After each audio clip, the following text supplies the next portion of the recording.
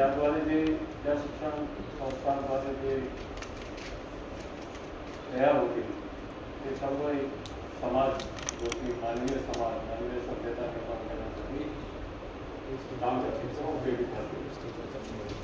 आणि असं हे जर शिक्षा संस्था सर्व विश्वव्यापी झालं तर त्यातून अनडिवायडेड सोसायटी म्हणजे कुठलाही भेद न राहता सर्वांसाठी न्याय सर्वांसाठी समता आणि दुनियाचं जीवन ऑर्डर तयार आहे. खरं बोलणं योग्य की खोटं बोलणं योग्य?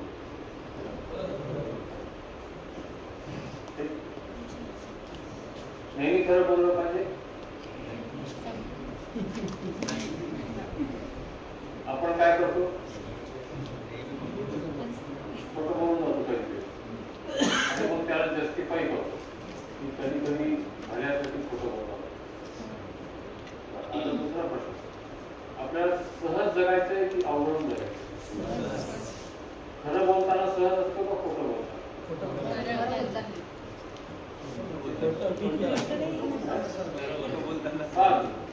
सहज कधी असतो? ते अनुभव घेऊन आणि जेव्हा हे लक्षात येतं की मला सहज होऊन जगायचं आहे आणि खरं बोलल्याने मी सहज राहतो आणि हे जेव्हा वारंवार आपण सतर्क राहून ते आपल्या जगण्यामध्ये करायला लागतो तेव्हा ते हळूहळू आपल्याला लक्षात येतं की खरं बोलण्याचे आपल्या जगण्यासाठी तर तसंच एक्सपिरियन्शियल व्हॅलिडेशन हा प्रोसेस आहे. हा प्रोसेस जोपर्यंत आपल्यामध्ये स्ट्रेंथन होत नाही तोपर्यंत आपल्यामध्ये ट्रान्सफॉर्मेशन होणार. तिथे विचारांमध्ये खूप चांगलं राहील परंतु ट्रान्सफॉर्मेशन होणार. फार मेनी ह्युमन बिंग मध्ये आपण पाहिलं की human being is a coexistence of self and body आणि हे पाहत असताना आपण हे पाहिलं की त्याच्या नीड्स दोन्हीच्या वेगवेगळ्या आहेत. त्याची फुलफिलमेंटही वेगळी. सेल्फच्या ज्या नीड्स आहेत त्या सेल्फच्या ऍक्टिव्हिटीने फुलफिल होतात आणि बॉडीच्या ज्या नीड्स आहेत त्या फिजिकल वस्तू म्हणजे भौतिक वस्तूनेच फुलतात क्रियेनेच फुलतात. पुन्हा ऍक्टिव्हिटीज पाहिल्या त्याही दोन्हीच्या भिन्न एक निरंतर आहे, कंटिन्युअस आहे, टेम्पररी आहे. त्यात रिस्पॉन्स पाहिला त्या रिस्पॉन्समध्ये सुद्धा सेल्फमध्ये चॉईस आहे. रिस्पॉन्स कारण हा चॉईस कशावर आधारित? ॲझ्युमिंगवर. जसं ऍसिडचे 2 थेंब पडल्यानंतर बॉडीमध्ये काहीही चॉईस नाही, ती जळणार, तिथे वेदना होणार. परंतु माझ्या हातून पडलं तर माझ्यामध्ये चॉईस आहे, मी माझ्यामध्ये राग येत नाही. परंतु दुसऱ्या कोणी टाकलं तर मला राग येतो. तो चॉईस आहे. कारण काय? माझ्याबद्दल एक ॲझम्पशन आहे, दुसऱ्याबद्दल एक. It is based on assumption. जोपर्यंत ते बेस्ड ऑन ॲझम्पशन आहे तोपर्यंत जसं जसं ॲझम्पशन चेंज होईल तसं तसं माझा रिस्पॉन्स चेंज होतो, माझ्या वागण्यामध्ये बदल होतो. मग प्रत्येक व्यक्तीसोबत माझं जे वागणं ते वेगवेगळं. ठीक आहे. आणि माझं बिहेवियर जे आहे, माझं जी कंडक्ट आहे ती डिफरन्स राहतं, अनिश्चित राहतं. त्यामुळेच आपण कुठल्याही परिवारामध्ये असेल किंवा वर्कप्लेसमध्ये असेल बऱ्याच वेळा काही प्रपोजल मान्य करून घेण्यासाठी किंवा काही आपले मान्य काढून घेण्यासाठी आपण हा विचार करतो त्यांचा मूड कसा आहे तो बघून आपण का? कारण अनिश्चितता आहे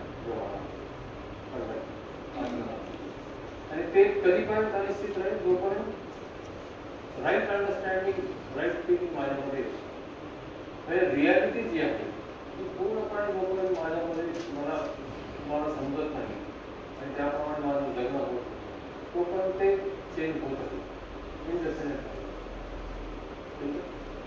रियालिटी काय आहे की जी अस्तित्वातली वास्तविकता आहे ती बदलत नाही, ती तशीच राहते. आधी होती, आताही आहे, पुन्हाही आहे. त्यामुळे ती बदलत नाही. त्याच्यावर आधारित जे काही माझी मानलेलं आहे ते बदलत नाही आणि ते बदलत नाही म्हणून रिस्पॉन्स सुद्धा बदलतो. त्यानंतर आपण हार्मोनी इन सेल्फ मध्ये पाहिले की डिझायर थॉट एक्सपेक्टेशन हे आपल्या इमॅजिनेशन मध्ये सतत वेगवेगळे डिझायर्स, वेगवेगळे थॉट्स वेगवेगळे एक्सपेक्टेशन, प्रत्येक डिझायर सोबत काही थॉट्स आहेत, पुन्हा त्याचे पुढे फर्दर एक्सपेक्टेशन्स आहेत. ठीक आहे. आणि हे आपल्या व्यवहार आणि कार्यक्रम म्हणजे आपण स्वतःचा आणि इतरांचा व्यवहार पाहतो, बिहेवियर पाहतो, that is indicating what is there in the imagination. एखाद्या व्यक्तीचा व्यवहार जेव्हा गडबड दिसतो, निश्चितपणे त्याच्या इमॅजिनेशनमध्ये काहीतरी गडबड चालू, आणि तेच रिफ्लेक्ट होणार तुमच्या बिहेवियर आणि वर्क. त्यामुळे काम जे करायचं आहे ते त्या कंटेंट ऑफ इमॅजिनेशन करतात.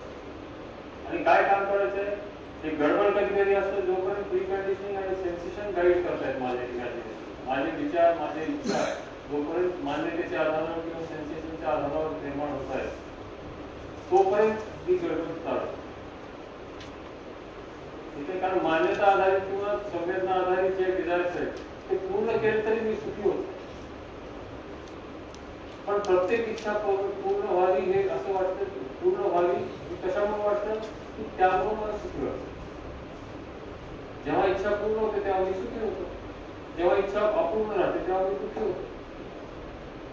आणि मला जे आहे जगण्यामध्ये माझी प्रत्येक इच्छा पूर्ण व्हावी असं जर वाटत असेल तर माझ्या डिझायर्स जे आहेत, इच्छा ज्या आहेत त्या जर मान्यता आधारित असेल तर ती निश्चितता नाही, संवेदना आधारित असेल तर ती निश्चितता नाही. जोपर्यंत माझं कंटेंट, माझ्या डिझायर्स या नॅचरल एक्सेप्टन्स सहस्थितीच्या आधारावर येत नाही, तोपर्यंत माझ्या जगण्यामध्ये सुख अनिश्चित राहतं आणि मी सुखासाठी परतंत्र राहतो. पण ज्यावेळी माझ्या नॅचरल एक्सेप्टन्सच्या आधारावर माझ्या इमॅजिनेशन मध्ये ऍक्टिव्हिटी चालू होतात, डिझायर, थॉट, एक्सपेक्टेशन सुरू होतात, त्यावेळी मी स्वतंत्र होतो. कारण नॅचरल एक्सेप्टन्स आपल्याला एक अशी फॅकल्टी आहे की जी आपल्याला रियालिटी पाहायला मदत करते. जे रियालिटी आहे तेच नॅचरली एक्सेप्ट करायचं. ठीक. मग ही रियालिटी जर दिसत असेल तर रियालिटी चेंज होते. त्यामुळे नॅचरली ऍक्सेप्टेबल जे जे डिझायर्स असतील, जे पर्पज असतील डिझायरच्या मागचे, ते फुलफिल निश्चित होतात. ठीक आहे. आणि हे काम करताना आपल्याला ज्या स्थितीमध्ये जर जाता आलं, स्वतःवर काम करत हे काम आपल्याला स्वतःलाच करावं लागेल. आणि हे सेल्फ एक्सप्लोरेशनच्या प्रोसेसने हे अंडरस्टँडिंग और राईट अंडरस्टँडिंग करतात. ज्यावेळी पूर्ण कंटेंट आपला राईट अंडरस्टँडिंग किंवा नॅचरल एक्सेप्टन्सने गायडेड आहे, तर आपली योग्यता ही निरंतर सुखी होण्याची. आता काय होतंय, निरंतरता नाहीये सुखाची, समृद्धी का होत नाहीये? कारण आपला जो कंटेंट आहे त्याच्यामध्ये प्री कंडिशनिंग सेन्सेशन, ज्या क्षणी हे दोन्ही निघून जातील, प्री कंडिशनिंग आणि सेन्सेशन निघून जातील आणि आपण स्वतःवर काम करून पूर्णपणे नॅचरल एक्सेप्टन्सच्या लाईन मध्ये आपला कंटेंट असेल, त्यावेळी मी निरंतर सुखी होतो. आणि मी निरंतर सुखी असतात राईट अंडरस्टँडिंग मध्ये माझं बिहेवियर आणि वर्क जे आहे ते नॅचरली एक्सेप्टेबल, जे प्रत्येक मानवाशी मी संबंध होतच होतो. निसर्गाशी जे काही माझं इंटरॅक्शन होत आहे त्याच्यामध्ये मी निसर्गाची हानी होऊ देतो.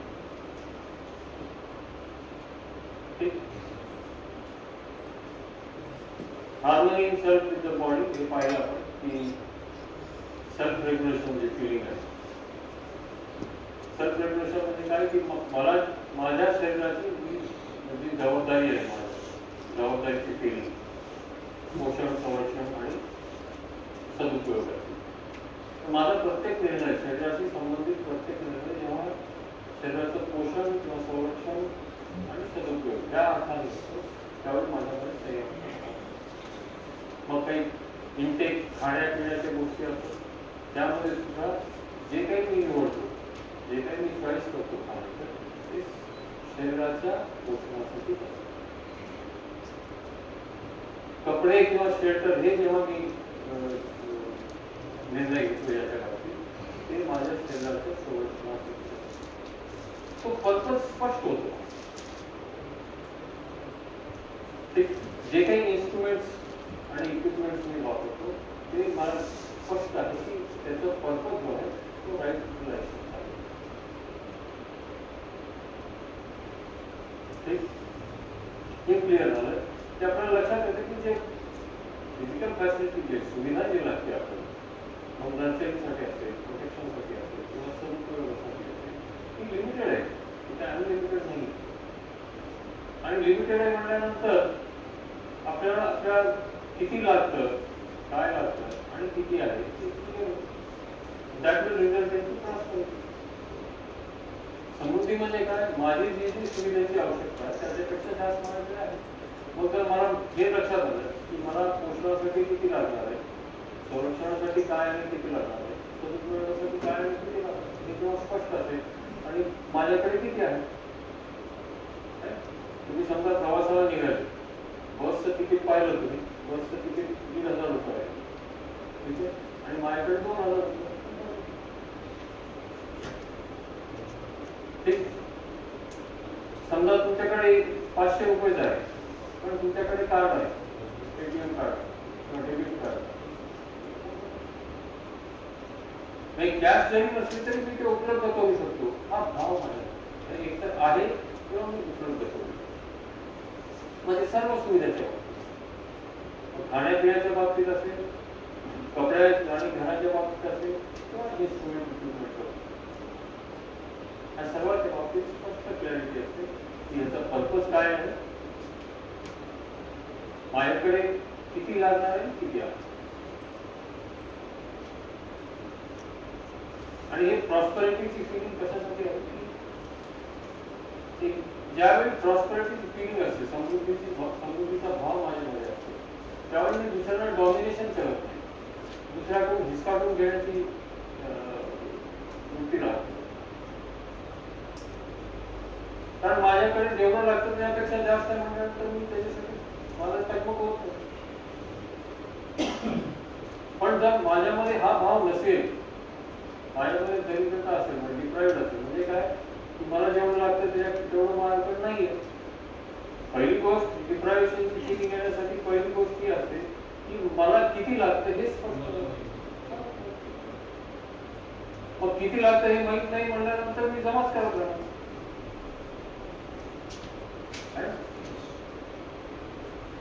आणि त्यामुळे काय म्हणतो, जमा करणं हा मुख्य हेतू असल्यामुळे लोकांचं डॉमिनेशन करेल, लोकांची चीटिंग करेल, कुठल्याही मार्गाने ते जमा माझ्याकडे आलं. आणि हा हेल्थसाठी प्रोग्राम 4 टप्प्याचा, इंटेक, रूटीन आणि लेबर किंवा मग एक्सरसाइज. आणि हे सर्व करत असताना जर समजा कधी शरीरामध्ये काही बिघाड झाला, टेम्पररी बिघाड झाला, तर त्यामध्ये मेडिसिनमध्ये priority home medicine, kitchen medicine.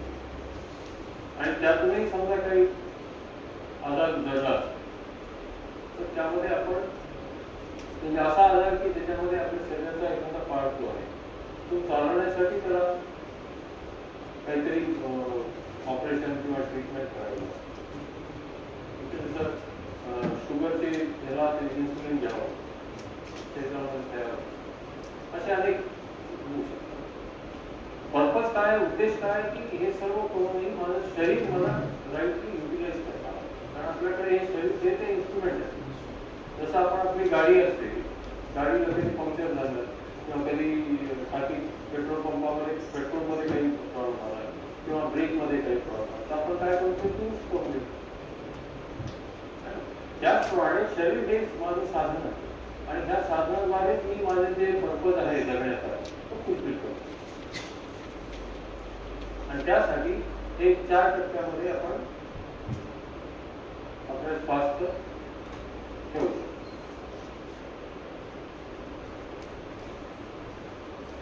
Harmony फॅमिलीमध्ये पाहिलं ह्या 9 फिलिंग, त्यामध्ये काल आपण सर्व 9 फिलिंग पाहिल्या.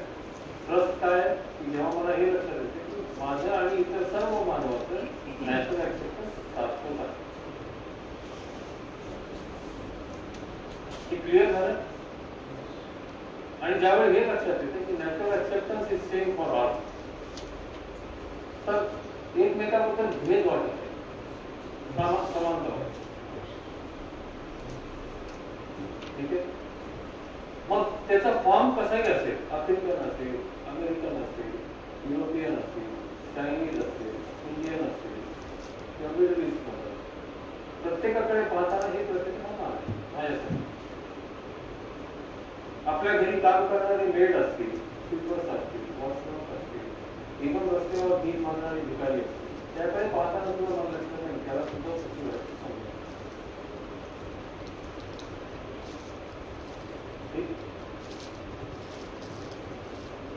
पुन्हा रिस्पेक्ट बद्दल बघितलं, राईट इव्हॅल्युएशन. राईट इव्हॅल्युएशन कशाचं? इंटेन्शन आणि कम्प्युटर दोन्ही. इंटेन्शन तर सगळ्यात सारखंच आहे, त्यामुळे इंटेन्शनच्या आधारावर सर्व आपण विचारतो. राहता प्रश्न कम्प्युटरचा योग्यतेचा.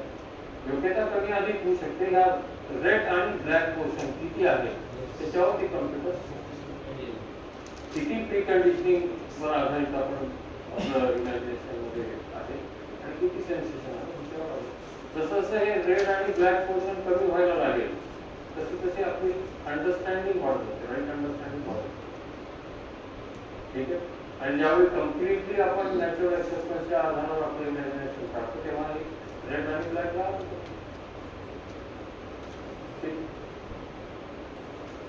Right evaluation of human being मध्ये काय पाहिलं आपण की सगळ्यांचं नॅचरल एक्सेप्टन्स एकसारखंच आहे. त्यामुळे जसं मला निरंतर सुखी आणि समृद्ध व्हावं अशी माझा पर्पज दिसतो, माझी धडपड सगळी त्याच्यासाठी आहे, तसंच प्रत्येकाची. आणि त्यासाठी कार्यक्रम काय करावा लागेल, कसं ते फुलफिल करावं लागेल, तर त्यासाठी हार्मोनी व्यवस्था समजून घ्यावी लागेल. व्यवस्थेबद्दल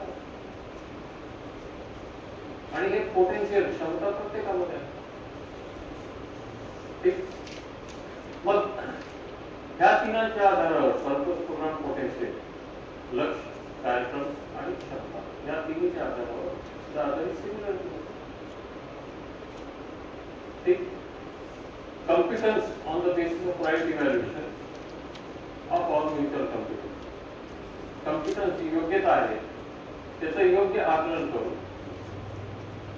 ठीक मी हे लक्षात येऊ शकतो की त्याचं कॉम्पिटन्स माझ्यापेक्षा जास्त आहे, जास्त असेल तर त्याकडून समजून घेण्यासाठी तयार आहे, आणि कमी असेल तर मी त्याला मदत करायला तयार.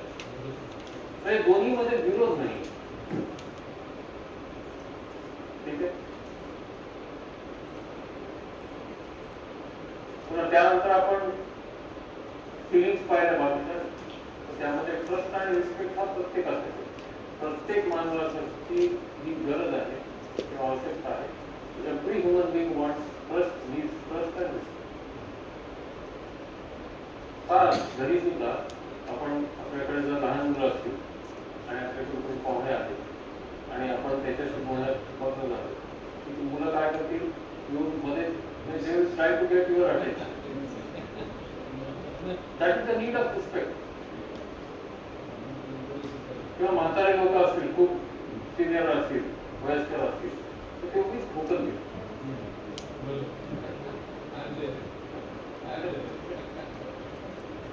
कारण ही प्रत्येक मानवाची आवश्यकता आहे. ठीक.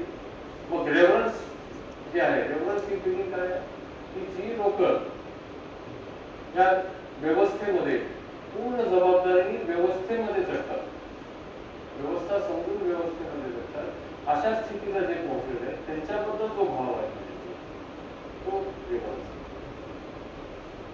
त्याचबरोबर ग्लोरी, गौरव, हे कोणासाठी आहे की मला जेव्हा हे दिसून येतं की दुसरे सुद्धा हे समजून घेण्याच्या आणि त्या एक्सलन्सच्या श्रेष्ठतेच्या स्थितीमध्ये जाण्यासाठी प्रयत्नशील आहेत, त्यांचे प्रयत्न बघून त्या प्रयत्नासाठी माझ्यामध्ये.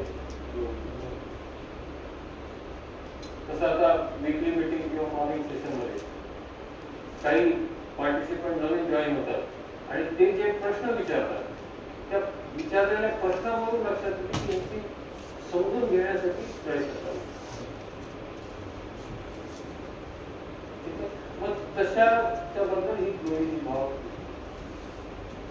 त्यानंतर ग्रॅटिट्यूड. ग्रॅटिट्यूड म्हणजे कृतज्ञता, की सर्व त्या लोकांच्या बाबतीत ज्यांनी माझ्या शरीराला लागणाऱ्या सुविधा किंवा माझ्यामध्ये समज निर्माण होण्यासाठी, सही समज, राईट अंडरस्टँडिंग, राईट फिलिंग निर्माण होण्यासाठी ज्यांनी ज्यांनी मदत केली त्या सर्वांबद्दल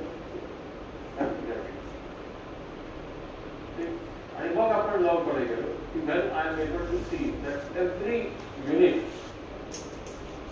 इज रिलेटेड टू, प्रत्येक इकाई, तर काय म्हणतो आपण युनिटला मराठीमध्ये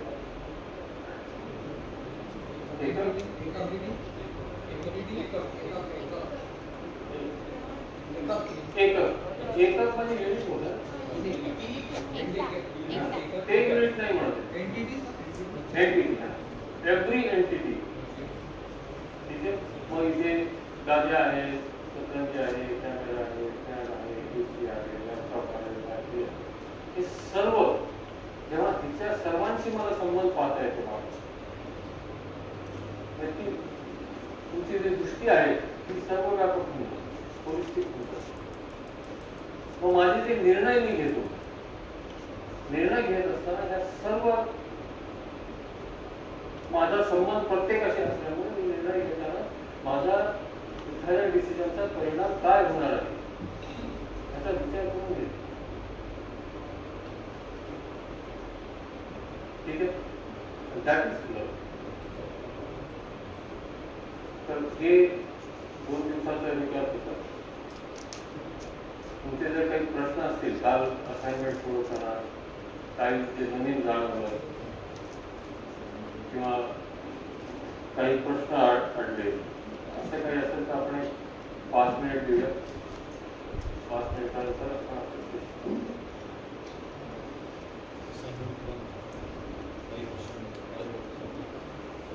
असाइनमेंट सोडवली सर्वांनी.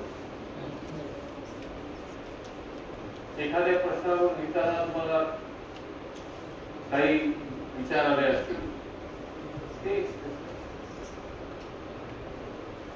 जे वाटलं तुम्हाला असाइनमेंट सोडताना, आपली जी दिवसभराची चर्चा आहे असाइनमेंट सोडताना जर काही वाटलं ते सांग.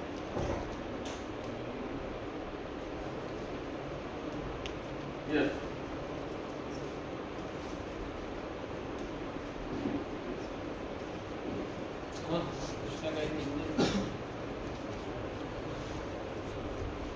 निलेशजी असाइनमेंट केली तुम्ही आहे ना? नाही केली मी. त्याला प्रश्न काही अडलेला पण तुम्ही दोघांनी सोडवताना आपापसात काही चर्चा केली किंवा कालच्या डिस्कशनवर काही चर्चा झाली?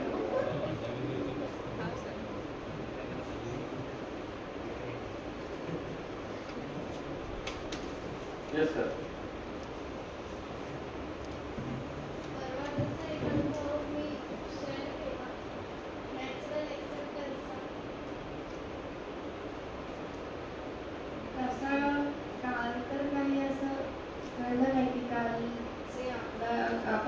शिकलो हार्मोनी फॅमिली. मला असं वाटतं ते ऑलरेडी आमच्यामध्ये होतं म्हणून ते कधी म्हणजे काल मी जास्त अनुभवलं नाही. काही असं बाकी पण सेम अनुभव तुमचा आहे का मॅडम? म्हणतात तुमचा आहे. नॅचरल एक्सेप्टन्सला झालं तसं थोडे झालं ते रेस की तुला कळत नाही का तू घ्यायला पाहिजे होता टिफिन. Natural acceptance.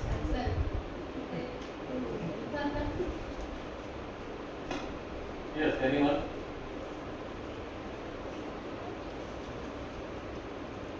काय तुमच्या एक्सप्रेशननी मला मदत केली, तुमच्याकडे काय होतं हे मला कळलं.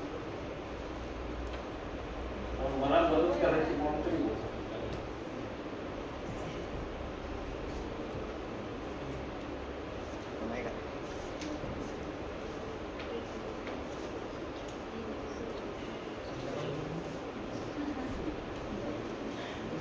संध्याकाळी बोलायचं आहेच, आता पण काही प्रश्न नाही. दुपारचं सेशन शेअर केलं एक सेशन पूर्ण आपण हॅलो नमस्कार सर. मला कॉन्ट्रॅक्ट थोडं सांगाल का? त्याच्याबद्दल कॉन्ट्रॅक्ट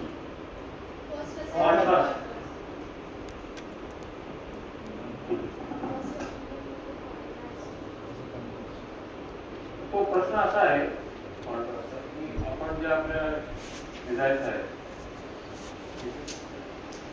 तर त्या डिझायर्स किती सेल्फच्या आहेत आणि किती बॉडीचे आहेत मला जे आठवतं ते हा प्रश्न आहे. आणि मग आपला वेळ जो आहे आणि आपले प्रयत्न जे आहेत ते किती सेल्फच्यासाठी आहेत आणि किती बॉडी. आपल्याला लक्षात येतं की डिझायर्स मोस्टली सेल्फच्या आहेत, 80% सेल्फच्या डिझायर्स आहेत. ठीक आहे. आणि आपला एफर्ट जो आहे तो 80% सुविधेकडे आहे.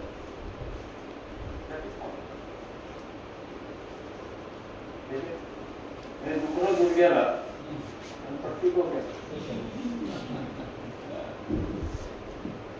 Yes sir. माईक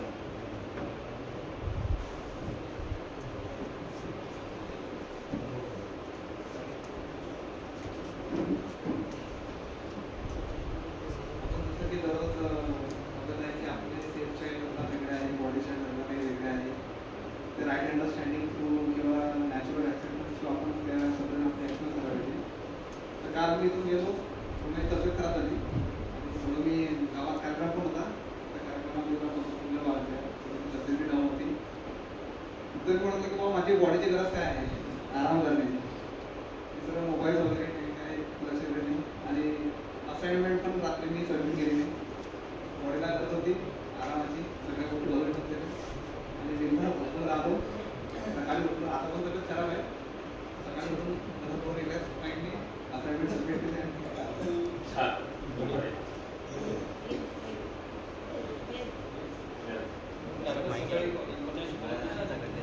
निलेशजी आणि संदीपेशजी बॉडी चांगली असेल तर सेल्फ ठरवूया काय.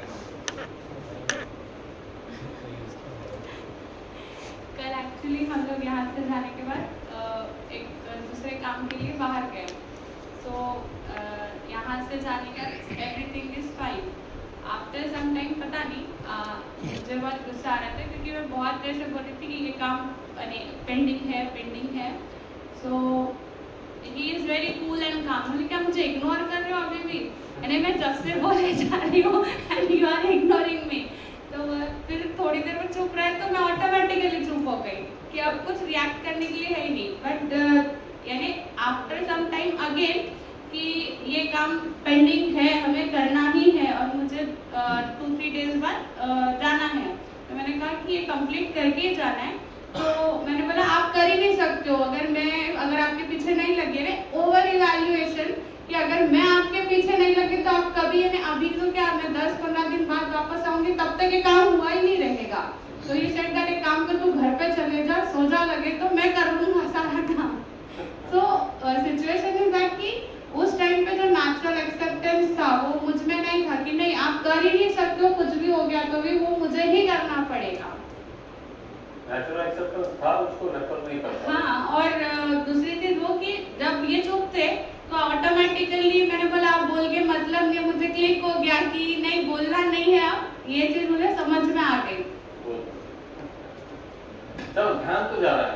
हाँ, मतलब हम अभी इस स्टेज में पहुंचे हैं कि विचारों में भले ही है, लेकिन जब भी कोई हमसे गलत भाव आ जाता है तो हमारा ध्यान जाता है कि ये गलत हो. और जब हमको अपने में समझ में आ जाता है कि ये गलत हो रहा है, ये भाव मुझे नहीं चाहिए, ठीक है, तो फिर उसको इसके ऊपर हमारा काम ऑटोमेटिकली बढ़िया. कालचाच इन्सिडेंट झाला की आपण रात्री जेवण करायला गेलो आणि काल म्हणजे परवाच्या दिवशी आपण जेवण चांगलं होतं, पण एकाने मला सांगितलं की AC रेस्टॉरंट आहे त्या ठिकाणी तुम्ही जा. मग सर आम्ही गेलो तिथे रेस्टॉरंटला तर त्या ठिकाणी ACच नव्हता. सर म्हणजे कुठं AC? मग AC नव्हता. सर म्हणे ठीक आहे चला म्हणजे आलोय तर आपण बसून जाऊ. बसल्यानंतर जेवणाची टेस्ट पण जशी पाहिजे तशी नव्हती. जशी परवाच्या दिवशी होती ती खूप चांगली होती ॲज कम्पेअर टू कालच्या. पण तिघांनीही कोणी एक शब्द काढला नाही. तिघांनी आम्ही नॅचरल ॲक्सेप्टन्स केला आणि जेवण केलं शांत.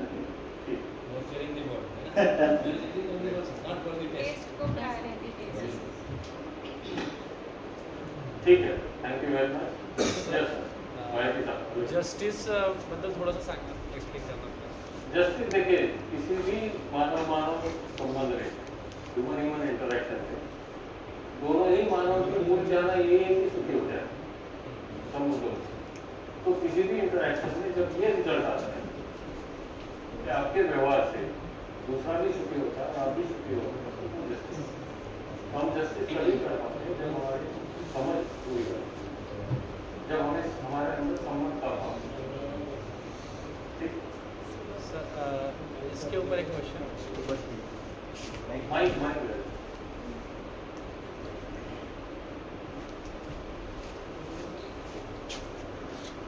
सर, इसी सेशन में एक क्वेश्चन हुआ था किसी का कि अगर कोई हम लोगों ने कोई काम किया है और उसका क्रेडिट कोई और लेके जाता है, इन दैट केस वो जस्टिस को उसको किस तरह से देखा जाएगा या किस तरह से सोचना चाहिए? जब तक समझ नहीं होगी तो ये तो सिर्फ समझ हम में होनी चाहिए या दूसरे में? हम में होगी तो हम परेशान नहीं होंगे, हम समझ जाएंगे. We will continue to be in happy state. हम लोग हैप्पी स्टेट में ही रहेंगे. अल्टीमेटली मुझे सुखी होना है, I want to be happy. तो अगर मेरा हैप्पीनेस बाहर क्या घट रहा है इस पर डिपेंडेंट होगा तो मैं निरंतर तो होगी.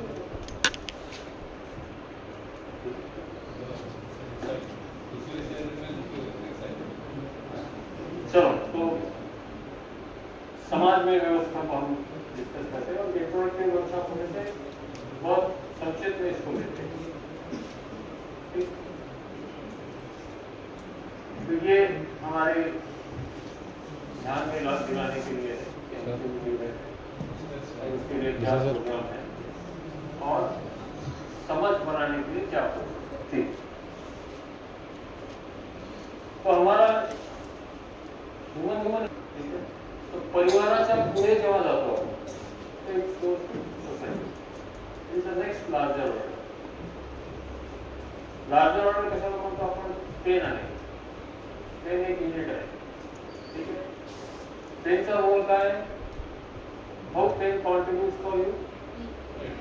Right. Where it writes? So the paper is larger order for pen. ठीक है. आपण कुठे बसून लिहितोय? Hall. So the hall is next larger order for the pen. त्याप्रमाणे family is the basic unit. Without the interaction, human interaction, and next larger order is society. ठीक है. So society is composed of many families living together, making collective effort for common goal. अनेक परिवार मिळून एकत्र राहतात आणि एकत्र राहून कॉमन गोल जे आहे, मानवीय गोल जे आहे त्याच्यासाठी जेव्हा काम करतात सोसायटी. मग आता आपल्याला ह्या शब्दांचा अर्थ आपण समजून घेऊया की goal of human being living in the society. मग काय गोल असतो, काय लक्ष असतं? सोसायटीमध्ये राहणाऱ्या सर्व मानवांचं लक्ष काय असतं? त्याला आपण ह्युमन गोल म्हणतो. ह्युमन गोल म्हणजे सर्वांसाठी समान. त्यानंतर dimensions and systems required to achieve this human goals. हे जर ह्युमन गोल्स आपल्याला अचीव करायचे असतील तर त्यासाठी समाजामध्ये काय डायमेन्शन्स असले पाहिजे, काय कार्यक्रम असावे लागतील, काय व्यवस्था असावी लागेल त्याच्याबद्दल, आणि त्यानंतर त्यांचं जे स्कोप आहे तो या प्रकार. ठीक. मग हे 3 वाक्य आहेत. ते 3 वाक्य वाचा. Families living together in a relationship of mutual fulfilment. म्हणजे परिवार, अनेक परिवार एकत्र राहत आहेत आणि परस्पर पूरक होऊन जगत आहेत. ठीक. दुसरा आहे people living together but not in relationship of mutual fulfilment. अनेक परिवार एकत्र आहेत, लोक एकत्र आहेत, परंतु एकमेकांसाठी पूरक नाही. आणि तिसरा आहे people living separately in opposition and struggle. हे वेगवेगळे राहतात आणि एकमेकांबद्दल द्वेष किंवा विरोध संघर्ष आहे. तर पहिला आपण म्हणतो कॉमन गोल, परस्पर पूरक म्हणजे सर्वजण एकमेकांसाठी पूरक आहेत. People living together but not in relationship. बाजारामध्ये जेव्हा आपण पाहतो सगळेजण आपापल्या गोलसाठी आर्थिक संबंध आणि people living separately in opposition and struggle युद्ध भूमी आहे. मग या तीन पैकी आपल्याला काय डिझायरेबल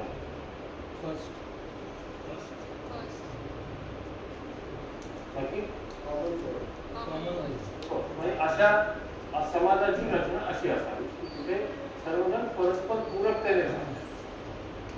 ठीक आहे, त्याला म्हणतो आपण सोसायटी.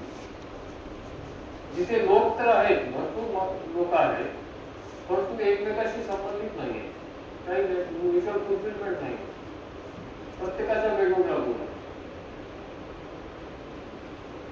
ठीक आहे, ते झालं क्राऊड. आणि people living separately in opposition ते झालं faculty. Will explore harmony in the society. ह्या तिन्हीमध्ये व्यवस्था कधी असेल समाजाची? समाजामध्ये व्यवस्था ह्या तीन पैकी कधी असेल?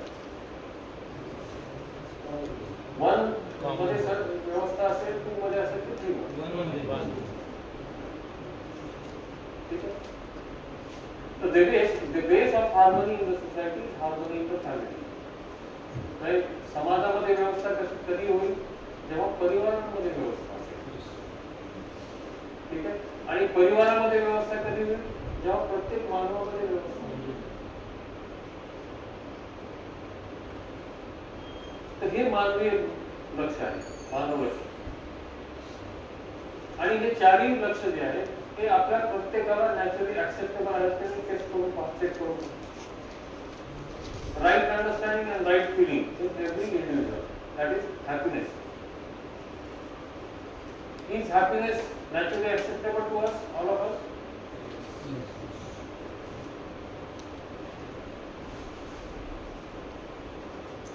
हे सर्व तुमच्याशी शेअर करेन मी, कारण तुम्ही ते लिहित असताना इकडून लक्ष जाते.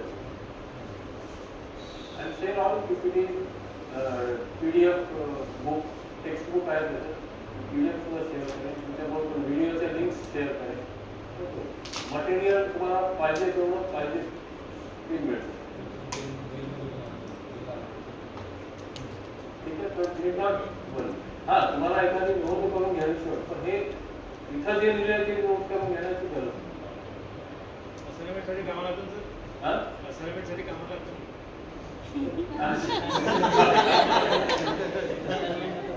So self notes always make things different. Learning different. Self notes. पण त्यामध्ये ही काळजी आहे की कंटेंटकडे लक्ष दुर्लक्ष होतं. तर बघा, right understanding and right feeling in every individual. हे जर असेल तर काय होईल की every human being will be happy. मग is it naturally acceptable or not? Every human being should be happy. त्यानंतर प्रॉस्पेरिटी इन एव्हरी फॅमिली. प्रत्येक परिवाराची जी सुविधेची आवश्यकता आहे ती त्याच्यापेक्षा जास्त त्यांच्याकडे असावं. त्यानंतर फिअरलेसनेस अँड ट्रस्ट हे समाजामध्ये असतं. निर्भयता आणि परस्पर विश्वास असावा, असा समाज नॅचरली ऍक्सेप्टेबल आहे का? आणि त्याचबरोबर प्रकृती आणि अस्तित्वासोबत म्युच्युअल फुलफिलमेंट, परस्पर पूरकता असावी. आणि माझी जी गरज आहे ती नेचर प्रकृतीकडून पूर्ण व्हावी आणि प्रकृती अबाधित राहण्यासाठी मी माझं काय ते चारही गोल जे आहे ते मानवी गोल आहे. आणि हे जर चार गोल फुलफिल होत असतील, प्रत्येक मानव हा निरंतर सुखी आहे, प्रत्येक परिवार समृद्ध आहे, समाजामध्ये विश्वास आहे, निर्भयता आहे आणि नेचर सोबत, प्रकृती सोबत, अस्तित्वासोबत प्रत्येक मानव हा परस्पर पूरक होऊन जातो. मग ह्या चार स्तरावर जर ही स्थिती असेल, व्यवस्था असेल, ही गोल जर अचीव झालेले असतील तर आपल्याला ह्याच्यापेक्षा वेगळं काही करायची गरज आहे. ह्याच्यापेक्षा वेगळं कुठे आपण जगतो का? ह्याच्या बाहेर इंडिव्हिज्युअल म्हणून जगतो, तिथे हॅपीनेस, कंटिन्युअस हॅपीनेस आहे. फॅमिलीचा युनिट म्हणून जगतो, परिवारामध्ये समृद्धी आहे. समाजाचा युनिट म्हणून जगतो, तिथे फिअरलेसनेस, ट्रस्ट आहे, कृती आहे. आणि नेचर सोबत जगतो, तिथे म्युच्युअल फुलफिलमेंट आहे. याच्यापेक्षा बाहेर कुठे काही करण्याची गरज आहे. हे चार गोल जर अचीव झाले, पूर्ण झाले, तर माझ्या जगण्यामध्ये 4 स्तरावर हार्मोनी झाली. बरोबर? हे 4 हवेत. are all 4 desires required? त्याच्यातलं एखादं जर नाही झालं समजा की समाजामध्ये निर्भयता नाहीये किंवा विश्वास नाहीये किंवा प्रत्येक परिवार समृद्ध नाहीये किंवा प्रत्येक व्यक्तीमध्ये निरंतर सुखी राईट अंडरस्टँडिंग राईट फिलिंग नाहीये, मग कुठलंही एक ह्याच्यातलं एलिमिनेट केलं तर चालेल ते? कारण आपलं सगळं 4 स्तरावर आहे, त्यामुळे 4 ठिकाणी ते फुलफिल झालंच पाहिजे. बरं, हे 4 जर अचीव झाले त्याच्याशिवाय काही लागेल तर जगण्यामध्ये 4 स्तरावर आपण जगतो ना, वैयक्तिक, इंडिव्हिज्युअल, परिवार, समाज आणि संस्कृती. या 4 स्तरावर जर हे लक्ष्य पूर्ण झाले असतील आपल्याला वेगळं अजून काही लागेल हो की नाही? Are we working for all 4? 4 साठी आपण काम करतो इन द फॅमिली. आणि करायचं असेल तर कुठून सुरुवात करायची? Right understanding.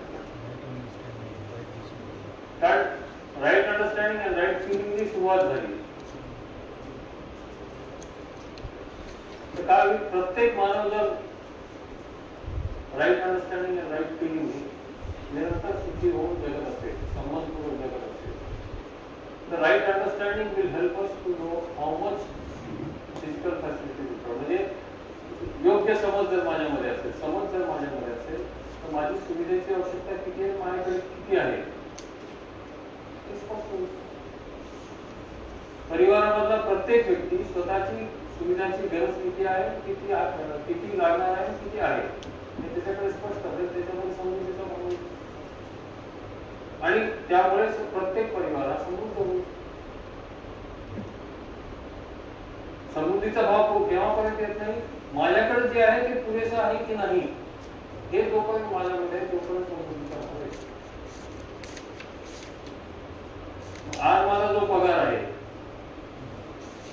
ठीक आहे, माझं जे काही इन्कम सोर्स आहे किंवा इन्कम आहे ते मला किती लागतं हे जर माहित नसेल तर ते पुरेसं आहे की नाही हे ठरवतात. मग मी काहीतरी वाढवण्याचा प्रयत्न करतो, मग ते वाढवण्यामध्ये दुसऱ्याचं काही शोषण करावं लागलं किंवा अजून काही गुन्हे करावं लागले तरी तुम्ही चोराला धरल्यानंतर त्याला विचारा तुला चोरी करणं हे नॅचरली एक्सेप्टेबल आहे.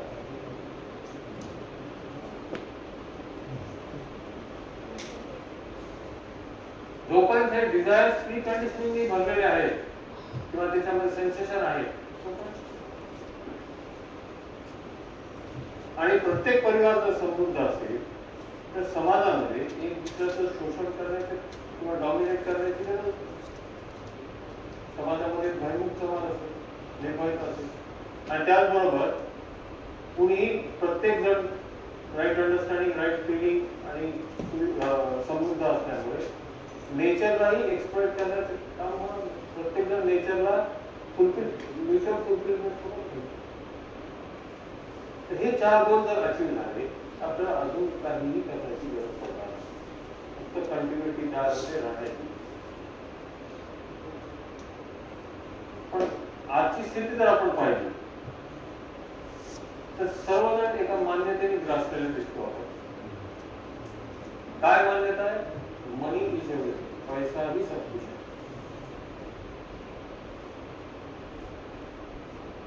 ठीक आहे,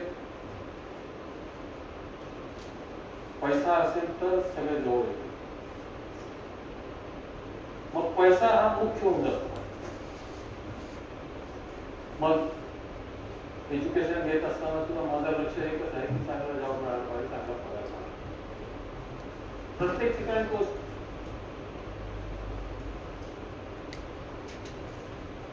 आणि हे प्रत्येकामध्ये जर असेल तर मग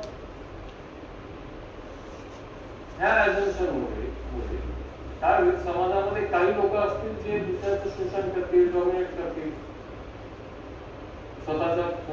पैसा ओढण्यासाठी. ठीक, पण काही लोक डॉमिनेटही होते. राईट, एका कॉलेजला मी लोकल इन्क्वायरी कमिटीमध्ये मेंबर म्हणून गेलो होतो. तिथे त्या कॉलेजवाल्याने काय केलं होतं, त्यांची स्वतःची बँक होती संस्थेची. तर कुठलाही कर्मचारी जॉईन झाला की त्याच्या नावावर हाऊसिंग म्हणून द्यायचं आणि त्याचा हप्ता त्याच्या पगारातून करायचा आणि त्या लोनवर कॉलेजची मालकी.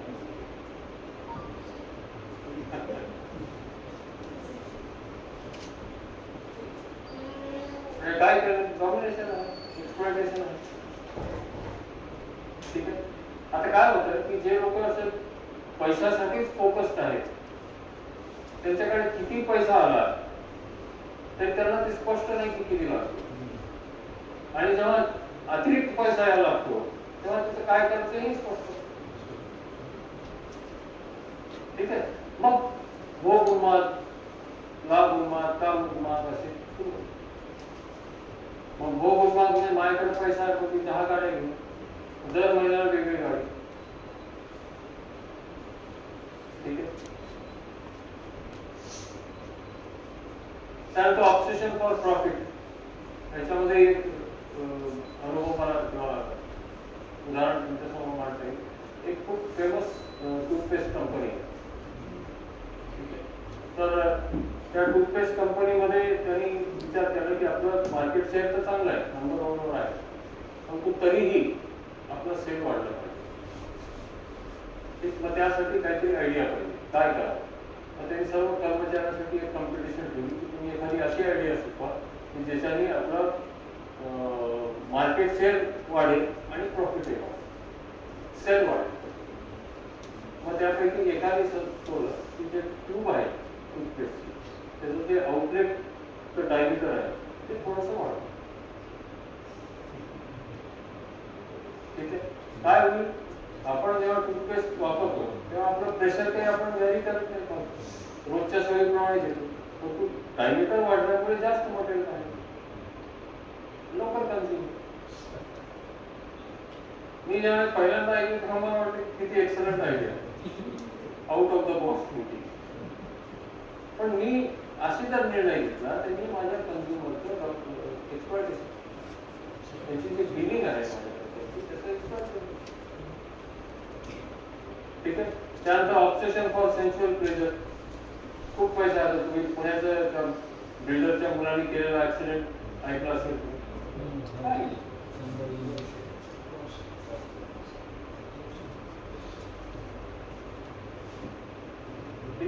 मग अशा प्रकारे जर समाजामध्ये काही लोक अक्युमुलेट करत असतील, दुसऱ्यांचं डॉमिनेट करत असतील, एक्सप्लॉइट करत असतील, समाजामध्ये ऑटोमॅटिकली क्लिअर तयार होईल. ठीक आहे. आणि ह्या क्लिअर हे कुठल्याही मानवाला नॅचरली ऍक्सेप्टेबल नाही. आपल्याला भीती नॅचरली ऍक्सेप्टेबल आहे का नाही.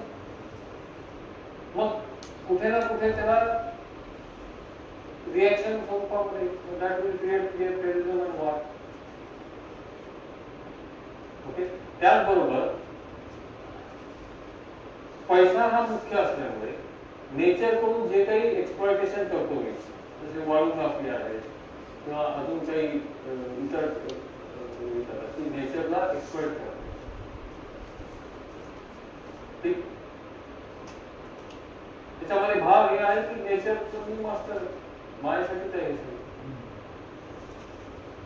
And that will create problems like resource depletion, pollution. तुम्हाला सांगितलं 7वी ला असताना आमच्या शिक्षकांनी सांगितलं होतं पाण्याचा मूळ होता, ते काळ असाही पाणी उठिल. मी जेव्हा औरंगाबादला गेलो त्यावेळी 100 फुटावर पाणी लागायचं, 50 फुटावर पाणी लागायचं. आता 350-400 फुटावरही लागेल. सगळ्याच गावाची व्यवस्था असेल.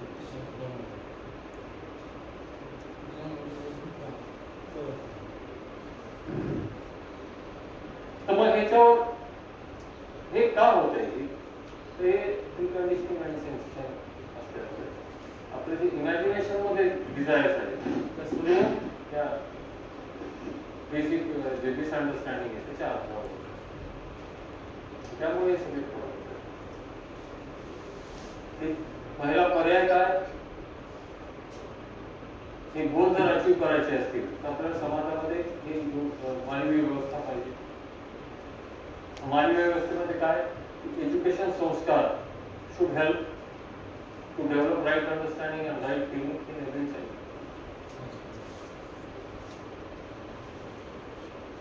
ठीक आहे. तर एज्युकेशन मध्ये तो कंटेंट आला तो विद्यार्थ्यांपर्यंत पोहोचेल आणि जे काही तो 10-20 वर्ष शिक्षण घेतो आहे त्या शिक्षणामधून त्याच्यामध्ये सही समज आणि सही संस्कार, सही भाव हे त्याच्यामध्ये निर्माण होतात. आणि आपण याच डायमेन्शन मध्ये काम करतो. प्रत्येक प्रोफेशन हे कुठल्या ना कुठल्या डायमेन्शन मध्ये अचीव्ह करण्यासाठी, कुठल्या ना कुठलं ह्युमन गोल अचीव्ह करण्यासाठी काम करतो. We being in the education field, we can contribute for fulfillment of first goal. ठीक आहे. आणि त्याला आपण फाउंडेशन सिस्टीम म्हणतोय कारण हा गोल जर अचीव्ह झाला तर पुढचे गोल अचीव्ह होण्यामध्ये सहाय्य. त्यानंतर दुसरा आहे हेल्थ अँड सेल्फ रेग्युलेशन. आपण पाहिलं सेल्फ रेग्युलेशन मध्ये आपल्याला ही स्पष्टता होते की काय हा सेल्फ रेग्युलेशन आहे तो माझ्या जे सुविधेची गरज आहे ती मर्यादित आहे, अनलिमिटेड नाही. किती आहे आणि काय काय आहे हे सर्व स्पष्ट आहे. त्यामुळे त्याच्यावरून माझ्यामध्ये प्रॉस्पेरिटी येऊ शकते. ठीक. त्यानंतर प्रोडक्शन वर्क त्याच्यामध्ये सुद्धा प्रॉस्पेरिटी जी आहे ती सुविधा कुठली आवश्यक आहे ती आवश्यकता बघून ते निर्माण करणे ते प्रोडक्शन वर्क. आणि त्याचबरोबर ह्या 2 आणि 3 मध्ये चौथा गोल सुद्धा प्रॉस्पेरिटी प्रत्येकामध्ये आली तर ते नेचरला एक्सप्लॉइट करणार नाही, अक्युमुलेशन करणार नाही. ठीक आहे. त्यानंतर जस्टिस अँड प्रिझर्वेशन. जस्टिस पाहिलं आपण का मानव मानव संबंधामध्ये न्याय. न्याय काय, परस्पर म्युच्युअल हॅपीनेस. ठीक. त्यानंतर एक्सचेंज अँड स्टोरेज. आता हे बाकीचे डायमेन्शन्स आपण UHU 2 मध्ये पाहतो. इथे ह्या सेशन मध्ये आपण फक्त एज्युकेशन संस्कार बघतो. तर हे 5 डायमेन्शन आहेत आणि हे 4 ह्युमन गोल्स आहेत.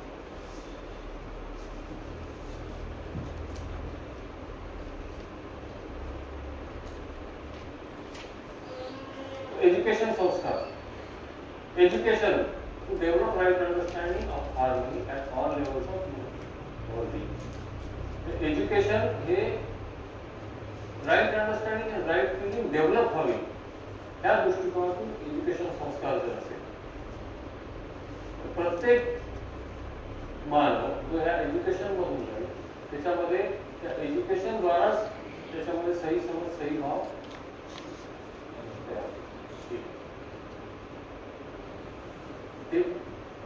आणि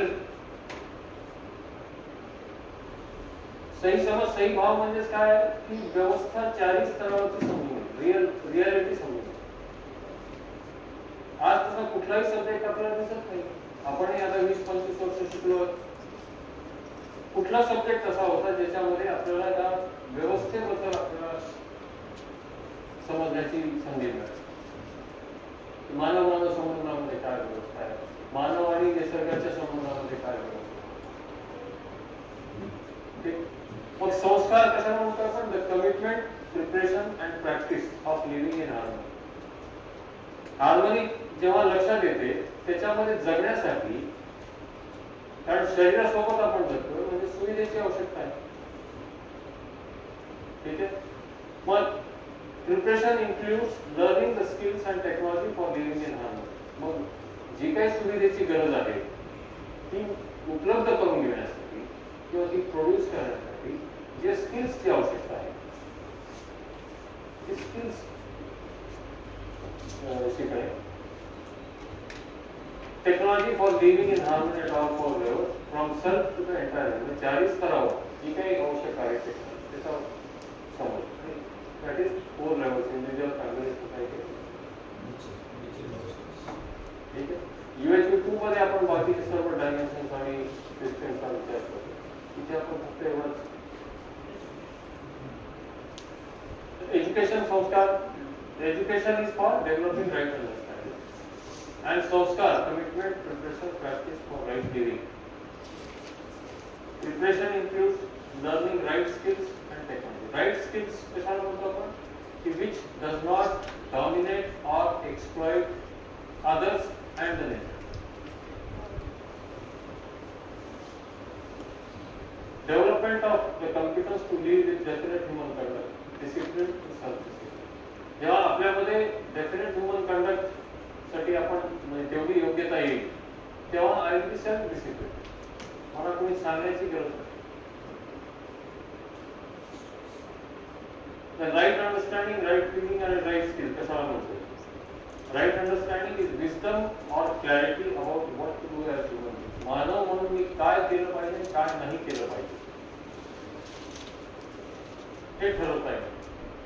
In oneself, family, society, and right feeling, the capacity to live in relationship with the other human beings, in family, society. मानव संबंधामध्ये संबंधपूर्वक जगता येण्याची योग्यता. And then right skills, the capacity to identify the need of physical person. काय सुविधांची आवश्यकता आहे. आपल्याकडे plastic bag निर्माण झाले सर्व ठिकाणी, सर्व जगभर, कारण ते काय रिसायकल होत नाही आणि त्याच्यामुळे त्याच्यातून प्रदूषणही होत होतं आणि बऱ्याचशा प्राण्यांनी सुद्धा ते खाल्ल्यामुळे त्यांच्याही शरीराला हानी होते. ठीक आहे. The skills and practice for sustainable production of more than what is required by way of labor using cyclic mutually enriching process.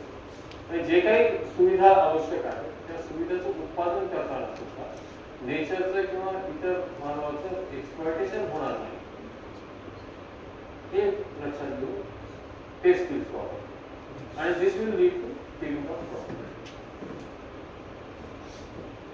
आता हे ज्यांना लहान मुलं आहेत त्यांच्या समोर खूप लक्षपूर्वक आहे. किती लोकांना मुलं 10 वर्षाच्या आतली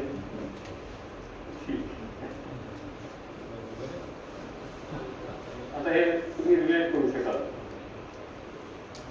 प्रोसेस ऑफ डेव्हलपमेंट म्हणजे मानव कसा घडतो. ठीक.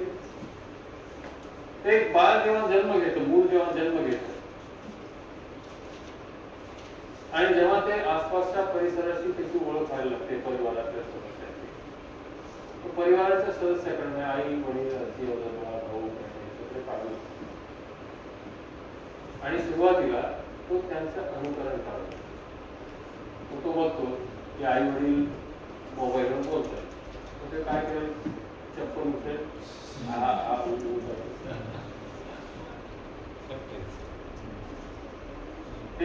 मग त्याला जेव्हा भाषा कळायला लागते, बोलायला शिकतो, तेव्हा त्याला जे काही सांगितलं त्यानुसार तो अनुकरण करायला. तो पाहतो की आई वडील सकाळी उठल्याबरोबर त्याच्या आई वडिलांचे पाय पडतात, काही उठल्यानंतर त्यांचे पाय पडतात आणि करून टाकतो. हळूहळू जसं जसा मोठा होतो तसं तो आज्ञा पालन करायला.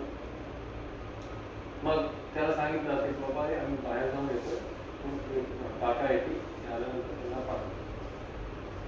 मग तो आल्यानंतर त्यांना बसायला देईल, पाणी घेऊन येईल, तिथे 2-4 गप्पा मारतो.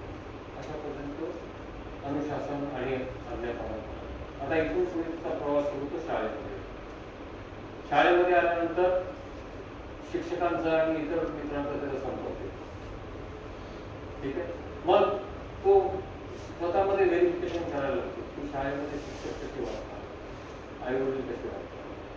आणि त्याला हे दिसून येतं की जसं आई वडील म्हणतात आणि जसं वागतात तसं शिक्षकही म्हणतात आणि वागतात, म्हणजे हे योग्यच आहे.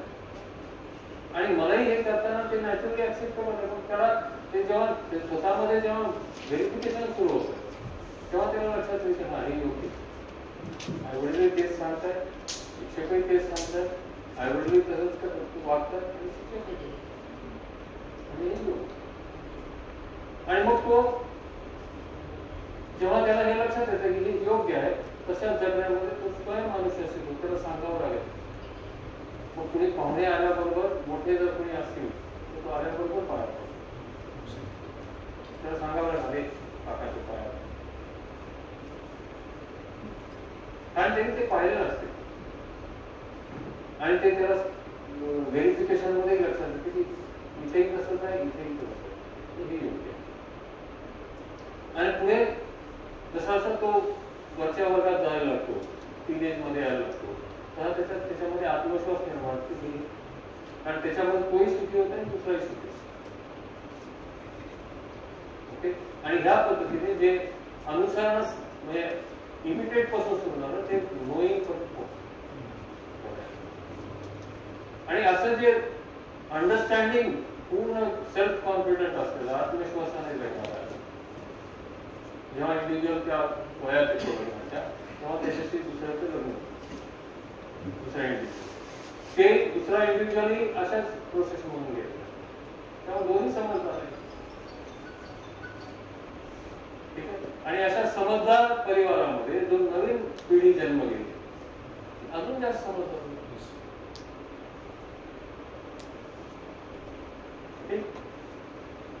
हा एक प्रोसेस झाला जिथे संबंधाचं वातावरण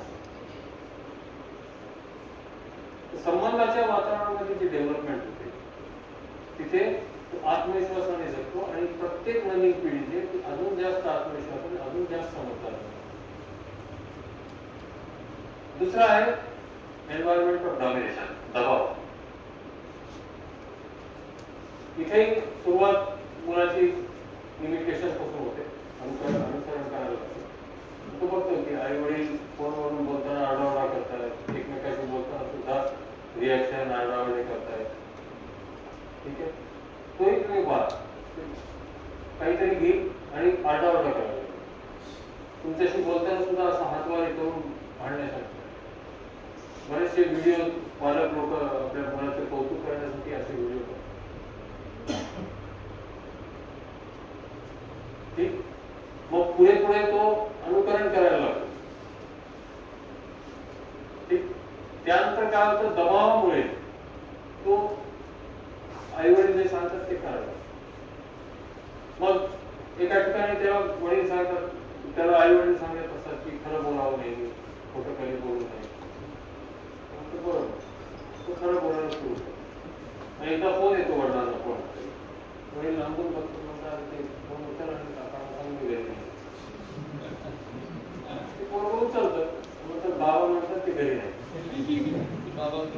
खरं बोललं, आता बाबा काय करत सांगतो, तो त्याला प्रश्न पडतो, यांनीच सांगितलं होतं खरं बोला आणि खरं बोलल्यानंतर मार पडतो.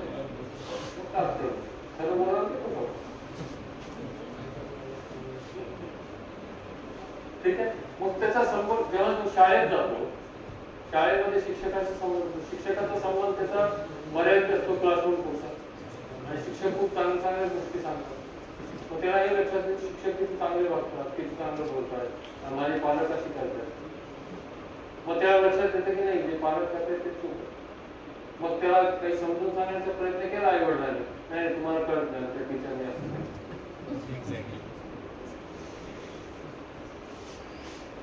कारण त्याच्यामध्ये व्हेरिफिकेशन त्याला दिसायला लागतं की नाही हे चुकीचं हे होते. ठीक आहे. पुढे जातो त्याला शिक्षकाचं जेव्हा जीवन दिसतं, त्याच्यामध्ये जेव्हा डिफरंट दिसतं, कॉन्ट्राडिक्शन दिसतं, तेव्हा त्याला मग तो कन्फ्युज होऊन जातो. मग खरं राईट काय? आई वडील सांगतात तेच करतात, ते शिक्षकही सांगतात तेच करतात, मग नेमकं करायचं काय? What is right and what is wrong? कारण तसंच वातावरण त्याला मिळालं आणि मग तो मनमानी करतो. कारण काय योग्य आहे हेच माहित नसल्यानंतर त्याला ज्या ज्या वेळी जे वाटेल ते करायला लागतं. आणि शिक्षकाविषयी किंवा पालकांविषयी द्रोह तयार होतो, ऑपोजिशन तयार होतं. ज्यावेळी तो टीनेज मध्ये येतो, उलट उत्तरं देणे, न ऐकणे, आणि मग पालकांना वाटतं की शाळेत कॉलेजमध्ये गेल्यापासून वेळ. ठीक आहे. जोपर्यंत तो सुविधेसाठी आई वडिलांवर अवलंबून आहे तोपर्यंत तो विद्रोहाच्या भूमिकेत असतो, संघर्ष करत असतो. पण ज्या क्षणी तो स्वतःसाठी स्वावलंबी होतो, सुविधेसाठी कमावण्यासाठी, त्यावेळी वार लाईक सिच्युएशन मध्ये येतो.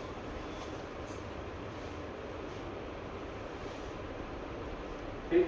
आणि माझ्या संघर्ष आणि युद्ध परिस्थितीच्या स्थितीमध्ये असलेल्या इंडिव्हिज्युअलचं लग्न अशाच एका दुसऱ्या इंडिव्हिज्युअलचं, दोन्हीही युद्ध स्थितीमध्ये असले, त्याच्या घरी मूल्य.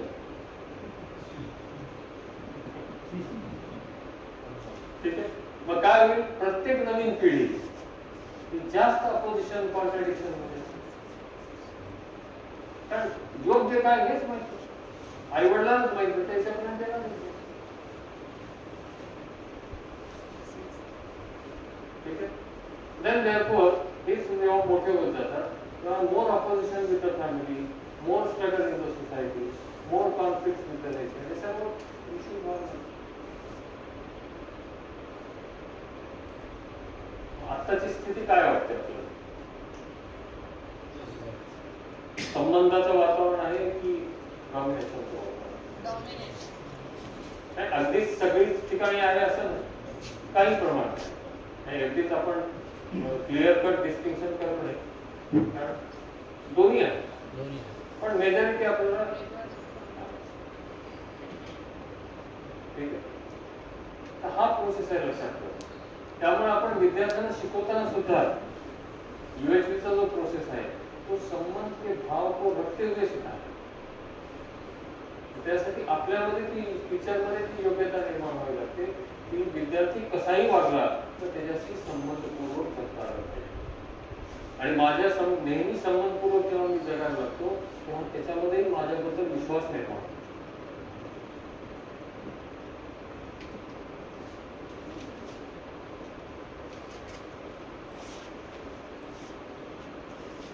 आणि हे जे आजची स्थिती आहे समाजाची, त्या ॲझम्पशन्समुळे मनी इज एव्हरीथिंग, तिथून ही स्थिती जी आपल्याला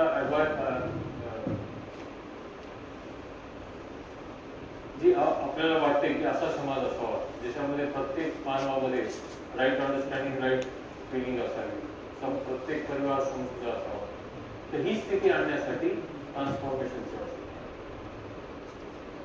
प्रत्येक जनरेशन ही more improved with more improved understanding and feeling हे त्याच्यामध्ये व्हावं, त्याच्यासाठी ह्युमन एज्युकेशन. ह्युमन एज्युकेशन ही काय होईल, पर्सनल ट्रान्सफॉर्मेशनला मदत होईल. आणि जेव्हा पर्सनल ट्रान्सफॉर्मेशन व्हायला लागेल तेव्हा ते सोसायटी ट्रान्सफॉर्मेशन. किती सरळ आणि सोपं आहे.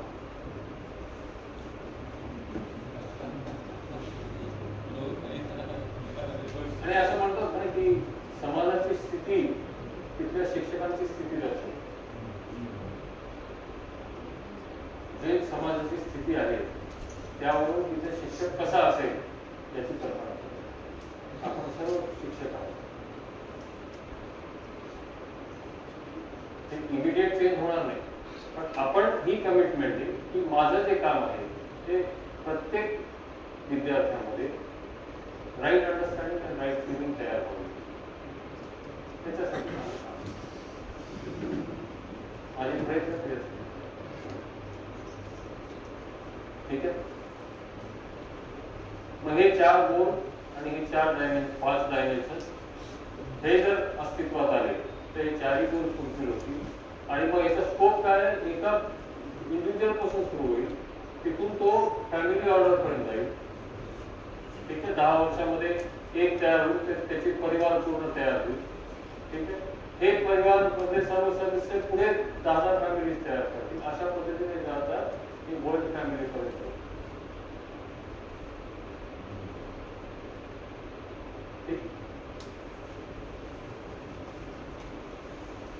This is assignment.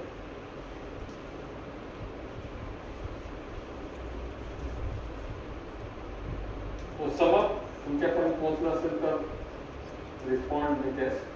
A society is composed of families living together in a relationship of mutual fulfillment. They have common goals. These 4 goals. जे 4 गोल ह्युमन गोल्स म्हणतो आपण ते आहे सही समज, सही भाव हर individual, prosperity in every family, fearlessness, trust in the society, and coexistence in the nation. Yes.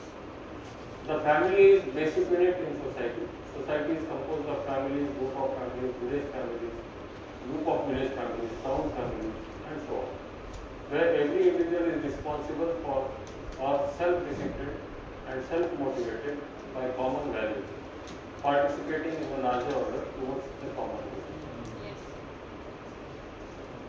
Through the participation of every family in the society in 5 dimensions or social system, the common human goal is fulfilled for all. The current civilization is largely based on the assumption that human being is equal to body. Happiness is derived primarily from sensual pleasure and feeling from others, and hence accumulation of physical facility, domination, and exploitation is at the core of socio-economic systems. ठीक? हे होतं society. याच्यानंतर आपण जाऊ नेचरकडे. तर सोसायटीमध्ये काय लक्षात आलं हे तुमच्यापैकी जर कोणी एक्सप्रेस केलं.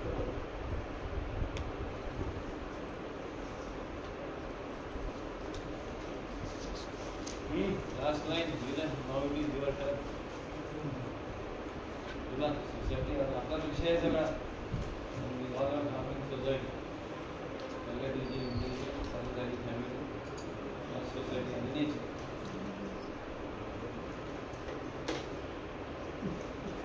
थोडा वेळ विचार करा. संघ आहे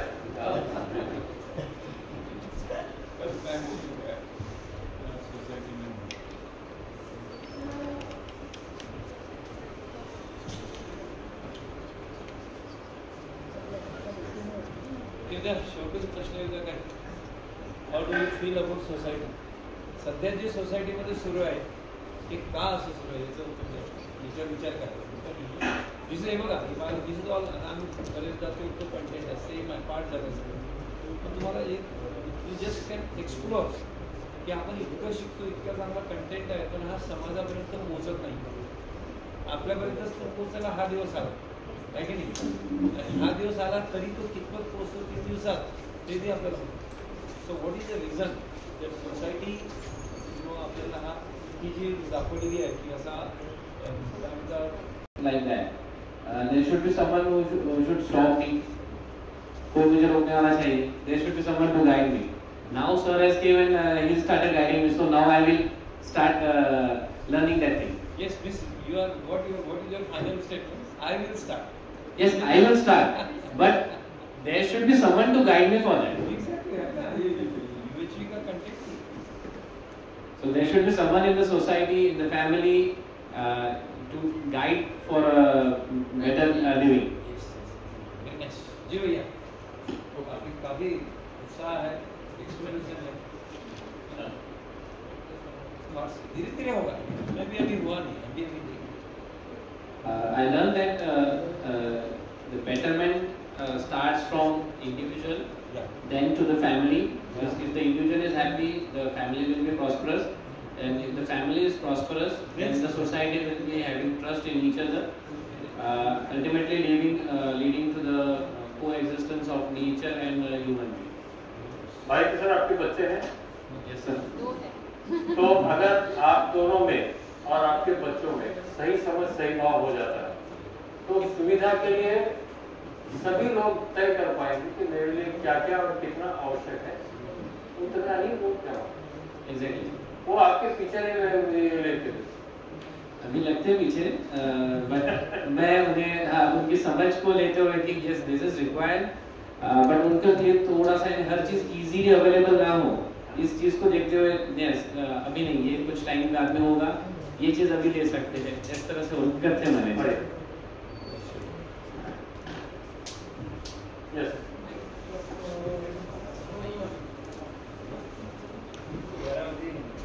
ठीक है. हमारी जो अभी तक बात चल रही थी कि सेल्फ एक्सप्लोरेशन से जो भी आएगा, सेल्फ एक्सप्लोरेशन से आएगा तो ज़्यादा बेटर समझ पाएगा कोई भी. तो बच्चों में जैसे सेल्फ एक्सप्लोरेशन को मोटिवेट करने के लिए क्या किया जा सकता है? जैसे मेरा बच्चा अगर कुछ मांग रहा है, जैसे इसको ये चाहिए वो चाहिए, खिलौने है उसके पास फिर भी उसको और चाहिए, तो अब उससे मैं कैसे टिक कर सकता हूँ? क्योंकि यहाँ पर मुझे डूज एंड डोंट्स नहीं अप्लाई करना है. तू ज़्यादा मत मांग, ये मुझे नहीं बोलना है, ये उसमें खुद से लाना है, तो ये कैसे? तो प्रपोजल फॉर्म में ही अभी जैसे मैं एक एग्जांपल देता हूँ। एक 4 वर्षाचा मुलगा आहे, ठीक आहे, त्याची आई मॉलमध्ये चालली, युरोपची गोष्ट आहे, ती आई म्हणजे माझी मुलगी. तर ते जाताना त्याला सांगितलं, बेटा आपण आज फक्त भाजी आणायला चाललो, तिथे खेळणे वगैरे मागायचं, तुझ्याकडे भरपूर खेळणे आहेत, त्यामुळे तिथे गेल्यानंतर तो हट्ट करायचा ते असणार. तो तिथे गेल्यानंतर जेव्हा खेळणीचं हे दिसलं, तो त्याच्याकडे चालला. मग आईने फक्त त्याच्याकडे बघितलं, आई फक्त पाहून येईल, मागणार नाही, फक्त नाही. ते प्रस्तावाच्या स्वरूपामध्ये जर गेलं ना, तर मुलांना विरोध येत नाही. तुम्ही जर नाही देणार म्हणलं की मग का नाही? हे एका व्हिडिओमध्ये बघितलं होतं मी, सोशल मीडियावर, हे एक लिस्टची सवय मुलांना लावायची की ही आपली लिस्ट आहे आणि हेच आपण घ्यायला चालू आहे. पण तरी कधी कधी त्यांचं मन होतं की नाही आपले होतं ना मुलांचं कसं आमचं काय घ्यायला काय घेऊन येतो, जाताना आपण काय घेऊन येतो. मॉल कल्चरमध्ये जास्त आहे.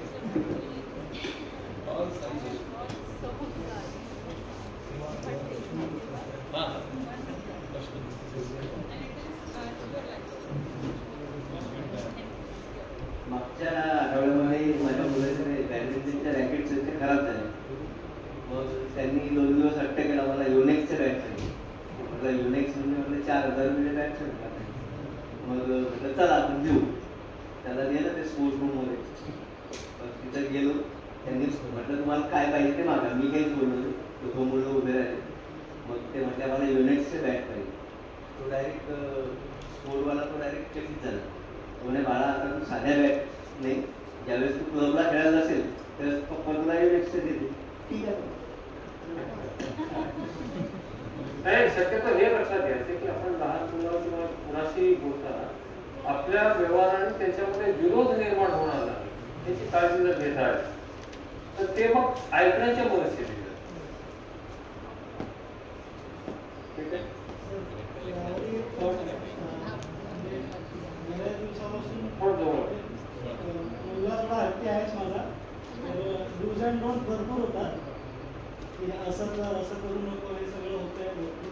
पण मागच्या काही दिवसात तेच एक सोशल मीडियावरच एक व्हिडिओ बघितला की मुलांना स्टोरीज जर सांगायला लागलो तर त्यांचं म्हणजे थॉट किंवा थिंकिंग प्रोसेस वाढत जाते. काय बरोबर काय चुकीचं तेच ठरवतं. तर स्टोरीज फॉर्ममध्ये त्याला जे काही समजवायचं आहे ते समजवायला लागलो आणि हळूहळू चेंज दिसतो. एक लक्षात ठेवायचं की लहान मुलांना मी अगदी 3-4 वर्षाच्या मुलांना जरी विचारलं की तुला आई बाबा रागवतात किंवा ते चांगले वाटतात का, ते प्रेम करतात किंवा चांगले, आणि ultimately you want to live with feeling of relationship or opposite उत्तर काय तर त्यांच्यामध्ये विरोध निर्माण होणार नाही आपल्यासाठी, ते लक्षात घ्या. कारण हा विरोध तुम्ही जसं जेवढं डॉमिनेट कराल तेवढा तो विरोध त्याच्यामध्ये निर्माण होतो. कारण डॉमिनेशन हे नॅचरली ऍक्सेप्टेबल नाहीच आहे. तुम्हाला तरी डॉमिनेट केलेलं नॅचरली ऍक्सेप्टेबल आहे का?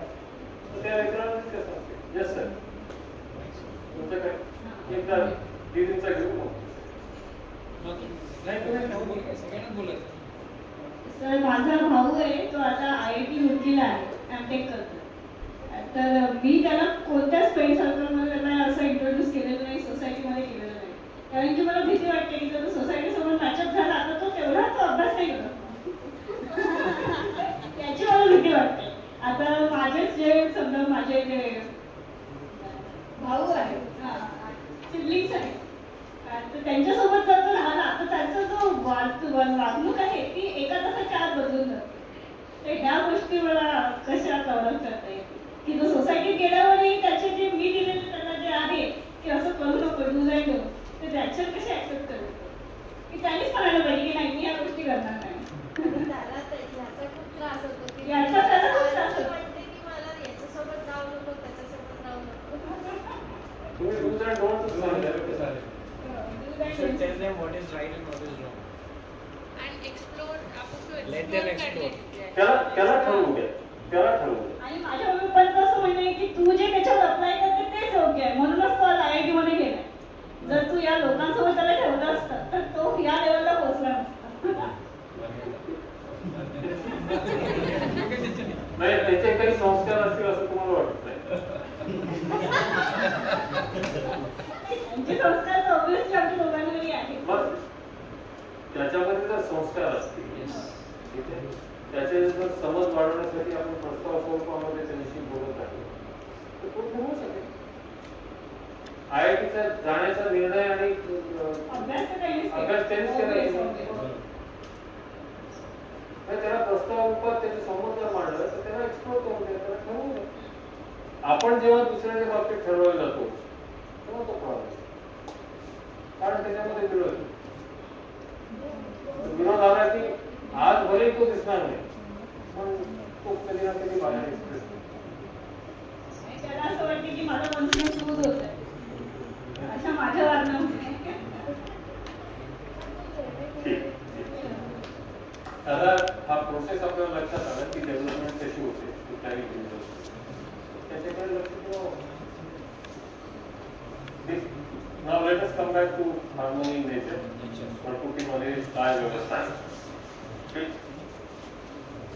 तर प्रकृतीमध्ये पाहिलं तर अनेक जे वेगवेगळे एकक आहेत त्या सगळ्यांमध्ये इंटर कनेक्टेडनेस पाहूया का तुमचा.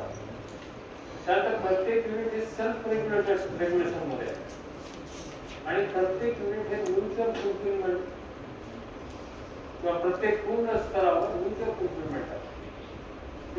कशी ते आपण पाहू. त्या स्लाइड बद्दल जास्त बोलण्याची गरज नाही. So far we have explored our natural acceptance. आपण हे पाहिलं की नॅचरल एक्सेप्टन्स प्रत्येकामध्ये आहे आणि आपलं नॅचरल एक्सेप्टन्स त्यासाठी आहे की व्यवस्थेमध्ये जगायचं. मग इंडिव्हिज्युअल म्हणून, परिवार म्हणून, समाज म्हणून जी नॅचरली ऍक्सेप्टेबल स्थिती आहे, व्यवस्था आहे, त्या व्यवस्थेमध्ये जगण्याची नॅचरल एक्सेप्टन्स आपल्याकडे आहे. बरं, मग जेव्हा नेचरचा विचार करतो आपण तर हे सर्व असं जगण्यासाठी नेचरमध्ये काही प्रोव्हिजन आहे. आपल्यामध्ये नॅचरल ऍक्सेप्टन्स आहे त्याप्रमाणे आपल्याला जगायची डिझायर पण आहे, ठीक आहे. पण तसं जगण्यासाठी नेचरमध्ये ऑलरेडी काही प्रोव्हिजन आहे का? आपल्या सहज स्वीकृतीनुसार आपण नेचर सोबत जगू शकतो की आपल्याला, हा एक प्रश्न, ठीक आहे. दुसरा, is it possible to live in harmony as a individual, as a family, as a society. म्हणजे व्यवस्था जी आहे त्या व्यवस्थेमध्ये इंडिव्हिज्युअल म्हणून, परिवारामध्ये म्हणून आणि समाज म्हणून जगता येईल का? हे प्रश्न डोक्यामध्ये ठेवू आणि याच्यावर चर्चा करू. हीच को एक्झिस्टन्स, सह अस्तित्व, म्युच्युअल फुलफिलमेंट, परस्पर पूरकता नेचरमध्ये ऑलरेडी आहे का? तर हे प्रश्न घेऊन आपण पुढे जाऊ. का आपल्याला असं वाटतं की हे जे नेचर आहे त्यामध्ये अपोजिशन आहे, स्ट्रगल आहे, सर्वायवल ऑफ द फिटेस्ट आहे. कारण हेच आपण सायन्स मध्ये शिकलो, तिथे survival of fittest, struggle for survival, हे सर्व आपण एक्सप्लोर करणार. आणि इंट्रोडक्टरी वर्कशॉप असल्यामुळे त्याच्यात फक्त छोटासा भाग आहे. हा विषय फक्त USP 3 मध्ये याचं पूर्ण डिटेल. मग नेचर म्हणजे नेमकं काय? Nature is collection of units. सगळे युनिट्स जे आहेत ते जे आपल्याला दिसतात ते सर्व मिळून नेचर. त्याच्यामध्ये air, water, trees, soil, animal body, birds, human body, self, human being, अर्थ, मून, सन, मेटल, जे जे आहे, whatever is there which we can see is part of nature. ठीक आहे. मग याला समजून घेण्यासाठी नेचरमध्ये एवढे सगळे युनिट, अनेक युनिट्स आहेत, प्रत्येकाला इंडिव्हिज्युअली समजायचं खूप मोठा भाग होतो. It will be difficult. म्हणून आपण काय करतो, त्याला 4 कॅटेगरीज मध्ये येईल. आणि या 4 कॅटेगरीज काय? फिजिकल ऑर्डर, ठीक, नंतर बायो ऑर्डर, पदार्थ अवस्था, प्राणावस्था, त्यानंतर अॅनिमल ऑर्डर, जीव अवस्था, आणि ह्युमन ऑर्डर. मग पदार्थावस्थामध्ये काय होईल? माती आहे, पाणी आहे, हवा आहे, ओके, मटेरियल्स आहेत, मेटल्स आहेत. बायो ऑर्डर मध्ये काय होईल? वृक्ष आहेत, ठीक आहे, प्लांट्स, ट्रीज, श्रब्स, बुशेस. त्याच्या अॅनिमल ऑर्डर मध्ये अॅनिमल्स अँड बर्ड्स, पशु पक्षी. ह्युमन बिंग मध्ये केवळ काय? ज्ञान अवस्था. आता हे 4 ऑर्डर्स केल्यानंतर, 4 कॅटेगरीज केल्यानंतर त्याला समजून घेणं थोडंसं सोपं. कारण हे लक्षात येईल की फिजिकल ऑर्डर आणि बायो ऑर्डर, पदार्थावस्था आणि प्राणावस्था, या दोघांमध्ये परस्पर पूरकता, परस्पर अवलंबिता आहे का नाही. जसं झाडं झुडपं जी आहेत ते जमिनीमधून पाणी घेतात, तिथून मिनरल घेतात आणि ते वाढतात. वाढल्यानंतर त्यांचे फळं, फुलं, पानं किंवा जे काही खाली पडतं ते जेव्हा मातीत मिसळतं ते माती अजून जास्त उंचावू, ठीक आहे. म्हणजे ते पदार्थावस्थेकडून घेतही आहे आणि पदार्थावस्थेला परतही देते, ठीक आहे. तर इंटरडिपेंडन्सही आहे, एकमेकांवर परस्पर अवलंबितही आहे आणि परस्पर पूरकताही आहे. त्यामुळे म्युच्युअल फुलफिलमेंट, घेतात आणि देतात, ठीक, आणि एकमेकाशी संबंधित आहे. त्यानंतर तिसरे ऑर्डर जे अॅनिमल ऑर्डर, हे जर पाहिलं तर प्राणी पशु जे आहेत ते फिजिकल ऑर्डर कडूनही घेतात आणि बायो ऑर्डर कडून घेतात. त्यांचं अन्न जे आहे ते किंवा पाणी, हवा, हे सर्व फिजिकल ऑर्डर आणि बायो ऑर्डर कडून घेतात. आणि परत जाताना ते काय करतात? पक्षी किंवा प्राणी सुद्धा ते खातात फळं वगैरे, झाडपाला. ते जिथे जिथे जातात ते त्यांच्या ड्रॉपिंग्स मध्ये त्या बिया पसरल्या जातात आणि त्यांचे ड्रॉपिंग जे आहे ते भूमीला अजून जास्त उपजाऊ करतात. म्हणजे ते दोन्ही ऑर्डर्स करून घेत आहेत आणि परतही देत आहेत. इथे सुद्धा इंटरडिपेंडंट आणि इंटरकनेक्टेड दिसत. त्यानंतर जेव्हा आपण चौथी ऑर्डर इथे ऍड करतो, आपण पदार्थावस्थेकडून बरंच काही घेतो, ठीक आहे. जमिनीतला भूभाग बोर करून करून आपण पाणी काढून घेतो, वृक्ष तोडून, लाकडात आपल्या फर्निचर करून आपलं प्रॉफिट करून घेतो. दिलं काय?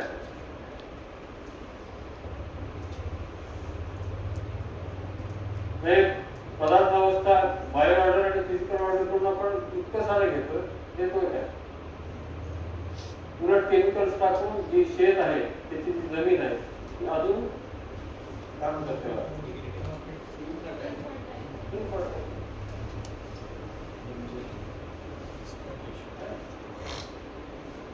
त्यानंतर अॅनिमल ऑर्डर कडून सुद्धा आपण घेतोय, पण तू देतोय किती आहे का होत असं? कारण ज्ञान अवस्थेमध्ये मनुष्याला जर समज बसेल तर त्यालाही दिसतच नाही समज. इथे बायो ऑर्डर, फिजिकल ऑर्डर आणि अॅनिमल ऑर्डर मध्ये समजची गरज नाहीये, त्याची व्यवस्थाच तशी आहे की ते परस्पर पूरक, परस्पर डिपेंडंट राहतात, ठीक आहे. 4-5 महिने जेव्हा आपण लॉकडाऊन मध्ये होतो, जेव्हा ह्युमन ऑर्डर नव्हता नेचरमध्ये, तेव्हा प्रदूषण कमी झालं होतं, ठीक आहे. पुन्हा वन्य पशु सुद्धा शहरामध्ये आले होते, फक्त 4. पुन्हा गेल्या 2-3 वर्षामध्ये आहे तेव्हा फिरून गेलो. So, physical order, bio order, and animal order are enriching for human order, but human order without right understanding is not fulfilling for any 4 orders. Without right understanding, these are some म्हणजे सगळेच करत नाहीत असं नाही. काही लोक वृक्ष रोपण करतात, काही लोक अजून पशुपालन करतात, तर ते आहेत प्रयत्न. परंतु जोपर्यंत ती राईट अंडरस्टँडिंग नसेल, जोपर्यंत तो संबंध दिसणार नाही, तोपर्यंत होत. 4 लोक झाडं तोडतात, 10 तोडतात म्हणल्यानंतर तिथे उपयोगच नसतो. Human beings have natural acceptance to be mutually fulfilling. आपण पाहिलं की नेचर सोबत what I want to do I want to nurture the nature or harm the nature. आपण नॅचरल ऍक्सेप्टन्स नर्चर नाही. Once human being understand, they can be fulfilling for all four others. समज जर निर्माण झाली व्यवस्थेची तर मग fulfilling होऊ शकतं. ठीक. आता हे जे 4 ऑर्डर्स केले आपण, तर त्याच्यामध्ये 4 ऑर्डर्स कशाच्या आधारावर केले जातात? तर फिजिकल ऑर्डर मध्ये रेकॉग्नायझिंग अँड फुलफिलिंग. ज्यांना काय पहचानना और रिवॉर्ड. ठीक है. All the units in this order, they have definite conduct. आणि ते समजा एक लोखंडाचा रॉड आहे, हवेमध्ये ठेवला, ऑक्सिजनच्या संपर्कात आला की ते ओळखतो ऑक्सिजन आणि it starts oxidise. And it is so definite. ठीक. त्यानंतर बाय ऑर्डरकडे जर पाहिलं तर रेकॉग्नायझिंग फुलफिलिंग आहे त्यांच्याकडे. त्याच्याशिवाय रेस्पिरेशन, हवा घेणे आणि सोडणे, जे की फिजिकल ऑर्डर मध्ये. ठीक. त्यानंतर when we go to animal orders, तिथे रेकॉग्नायझिंग फुलफिलिंग सहित ॲझ्युम्शन सुद्धा आहे, ॲझ्युमिंग. त्यामुळे आपण प्राण्यांना ट्रेन करू शकतो. म्हणजे आपण कुत्र पाळतो, त्याला टायगर टायगर म्हणायला लागतो, टायगर आवाज दिला की तुमच्याकडे येतो. नाहीतर त्या टायगर ह्या शब्दाचा अर्थ कळतो असं नाही. इट ॲझ्युम्स की when this sound comes, I will get something to do. पण ते ॲझम्पशन फक्त बॉडी बेस्ड असतं. ठीक आहे. दुसरं कोणी टायगर म्हणलं त्याच्या अंगावर तो धावून जाईल. ठीक आहे. देन गोइंग टू, आणि हे ॲझ्युमिंग चे तिथं ॲझम्पशन असल्यामुळे तिथे सेल्फ आहे. It is coexistence of self and body. वेळेस झाडा रूपांमध्ये ॲझम्पशन नाही.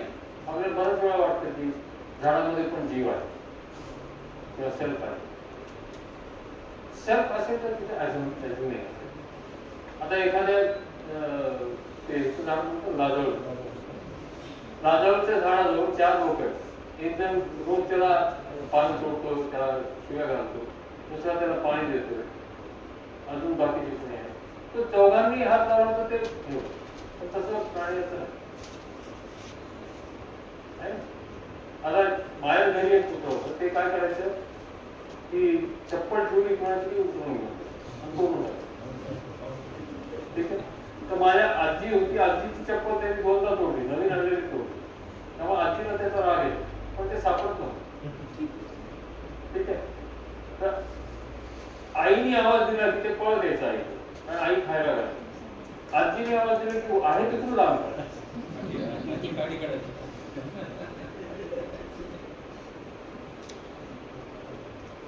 This is assumption. It is twice. The presence of self is indicated by the presence of activity of assuming.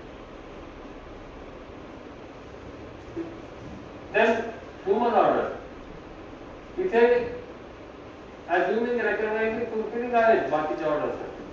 पण त्याचबरोबर पॉसिबिलिटी ऑफ नोईंग सुद्धा, समजून घेण्याची क्षमता आहे. त्यामुळे आपल्याला वर्कशॉप करता येतो.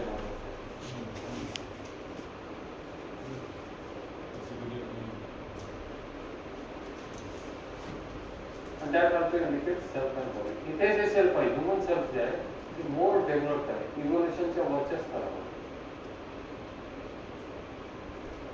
आणि फक्त ह्याच ऑर्डर मध्ये समजून घेता येईल.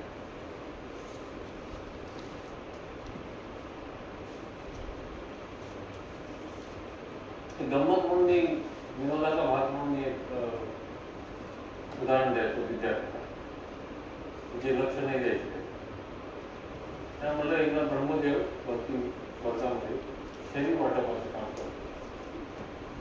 मग 2 रांगा होते, एक पुण्यवान आत्म्यांसाठी, इथे एक पुण्यवान आत्म्याला मनुष्य शरीर दिलं आणि एक पापी आत्म्यांसाठी त्यांना कुठल्यातरी पशुचं शरीर दिलं.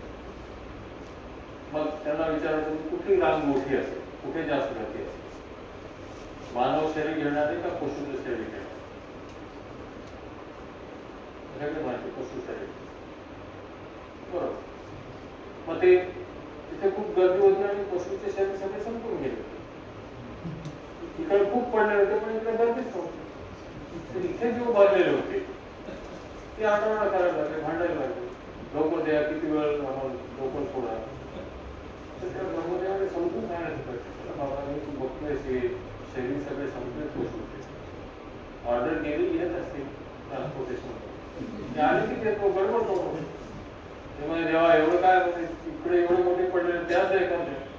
तसं नाही बाबा, तू पापी आत्मा आहे, तुला मानव शरीर देता येणार, पशु शरीर द्या. देवा एक ऍडजस्टमेंट करा, तुम्हाला काय पाहिजे ते घ्या आणि एक ऍडजस्टमेंट करा. शरीर मनुष्याचं नाही, मी पशु म्हणूनच जातो, पशु म्हणूनच जातो. त्याच्यामुळे आपण कन्फ्युजन वर आलो.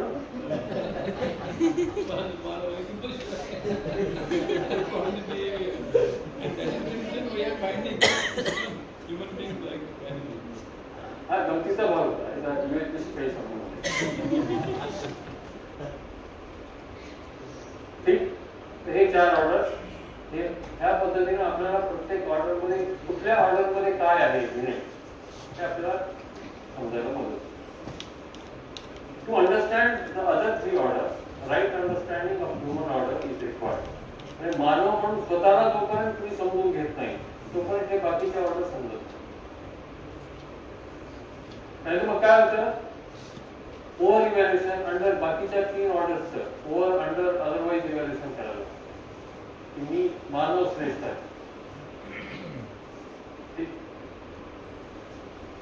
So present day problems are largely due to lack of understanding, resource depletion.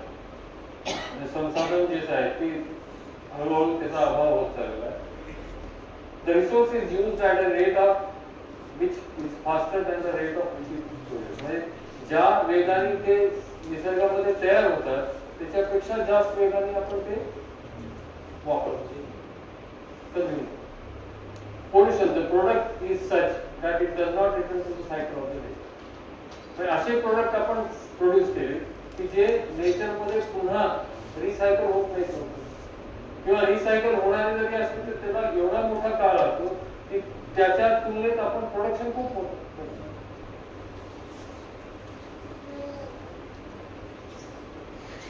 आता क्वांटिटी वाईज जर बघितलं तर सर्वात जास्त फिजिकल ऑर्डर आहे, ठीक आहे. त्याच्या खालोखाल प्लांट ऑर्डर आहे, त्याच्यापेक्षा थोडं कमी ॲनिमल ऑर्डर आहे, त्यापेक्षा कमी ह्युमन ऑर्डर, सर्वात कमी ह्युमन ऑर्डर. आणि आपण जर पाहिलं तर प्रत्येक वर असलेली ऑर्डर ही खालच्या ऑर्डरवर डिपेंडेंट आहे. बायो ऑर्डर आहे, प्लांट ऑर्डर जी आहे ती फिजिकल ऑर्डर शिवाय अस्तित्वात येऊ शकत नाही. ॲनिमल ऑर्डर जी आहे ती प्लांट आणि फिजिकल ऑर्डर शिवाय अस्तित्वात राहू शकत नाही. आणि ह्युमन ऑर्डर ह्या तिन्हीच्या अस्तित्वाशिवाय राहू शकत. The survival of human being is dependent on all 3 orders.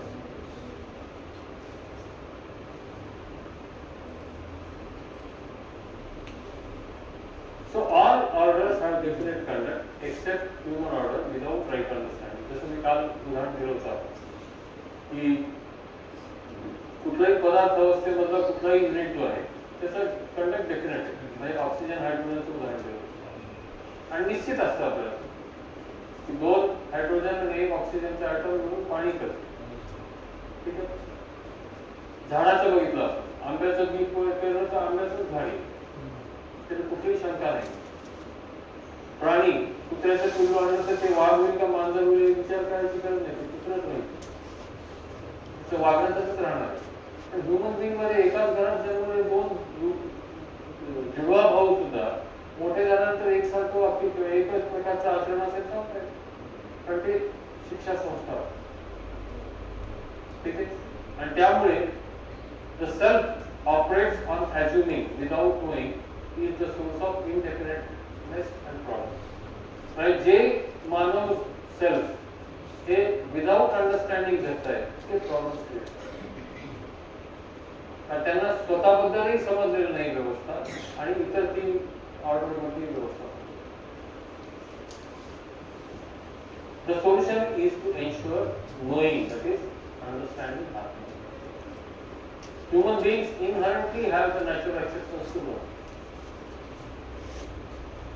तर प्रत्येक मानवाला जाणून घेण्याची इच्छा प्रबळ आहे.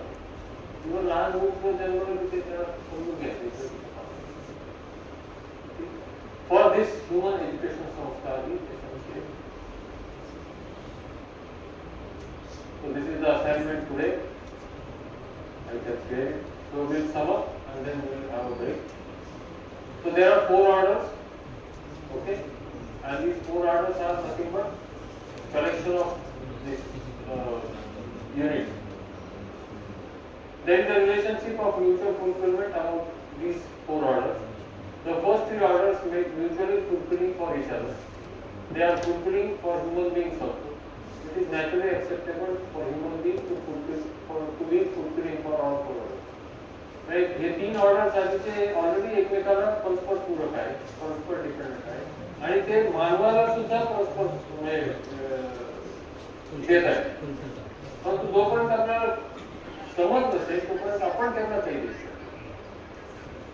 The role of human being is to realize this mutual fulfillment. For this, all human being needs to do this to understand that mutual fulfillment, that is harmony, is inherent in the व्यवस्था आहेच ती. सुदैवाने आपल्याला ही व्यवस्था बनवायची गरज नाही, फक्त समजून घेणं जगणे एवढंच काम आहे. To live accordingly, then the mutual fulfillment amongst the 4 orders will be realized, and there is a provision in nature for living with mutual fulfillment. व्यवस्थेमध्ये जगण्याची जी आपलं नॅचरल ऍक्सेप्टन्स आहे तशी व्यवस्था ऑलरेडी एक्झिस्टन्स मध्ये आहे. ठीक. This was about harmony in nature. आपण ब्रेक घेऊ, त्याच्यानंतर एक्झिस्टन्स विषयी बोलू आणि then the content will be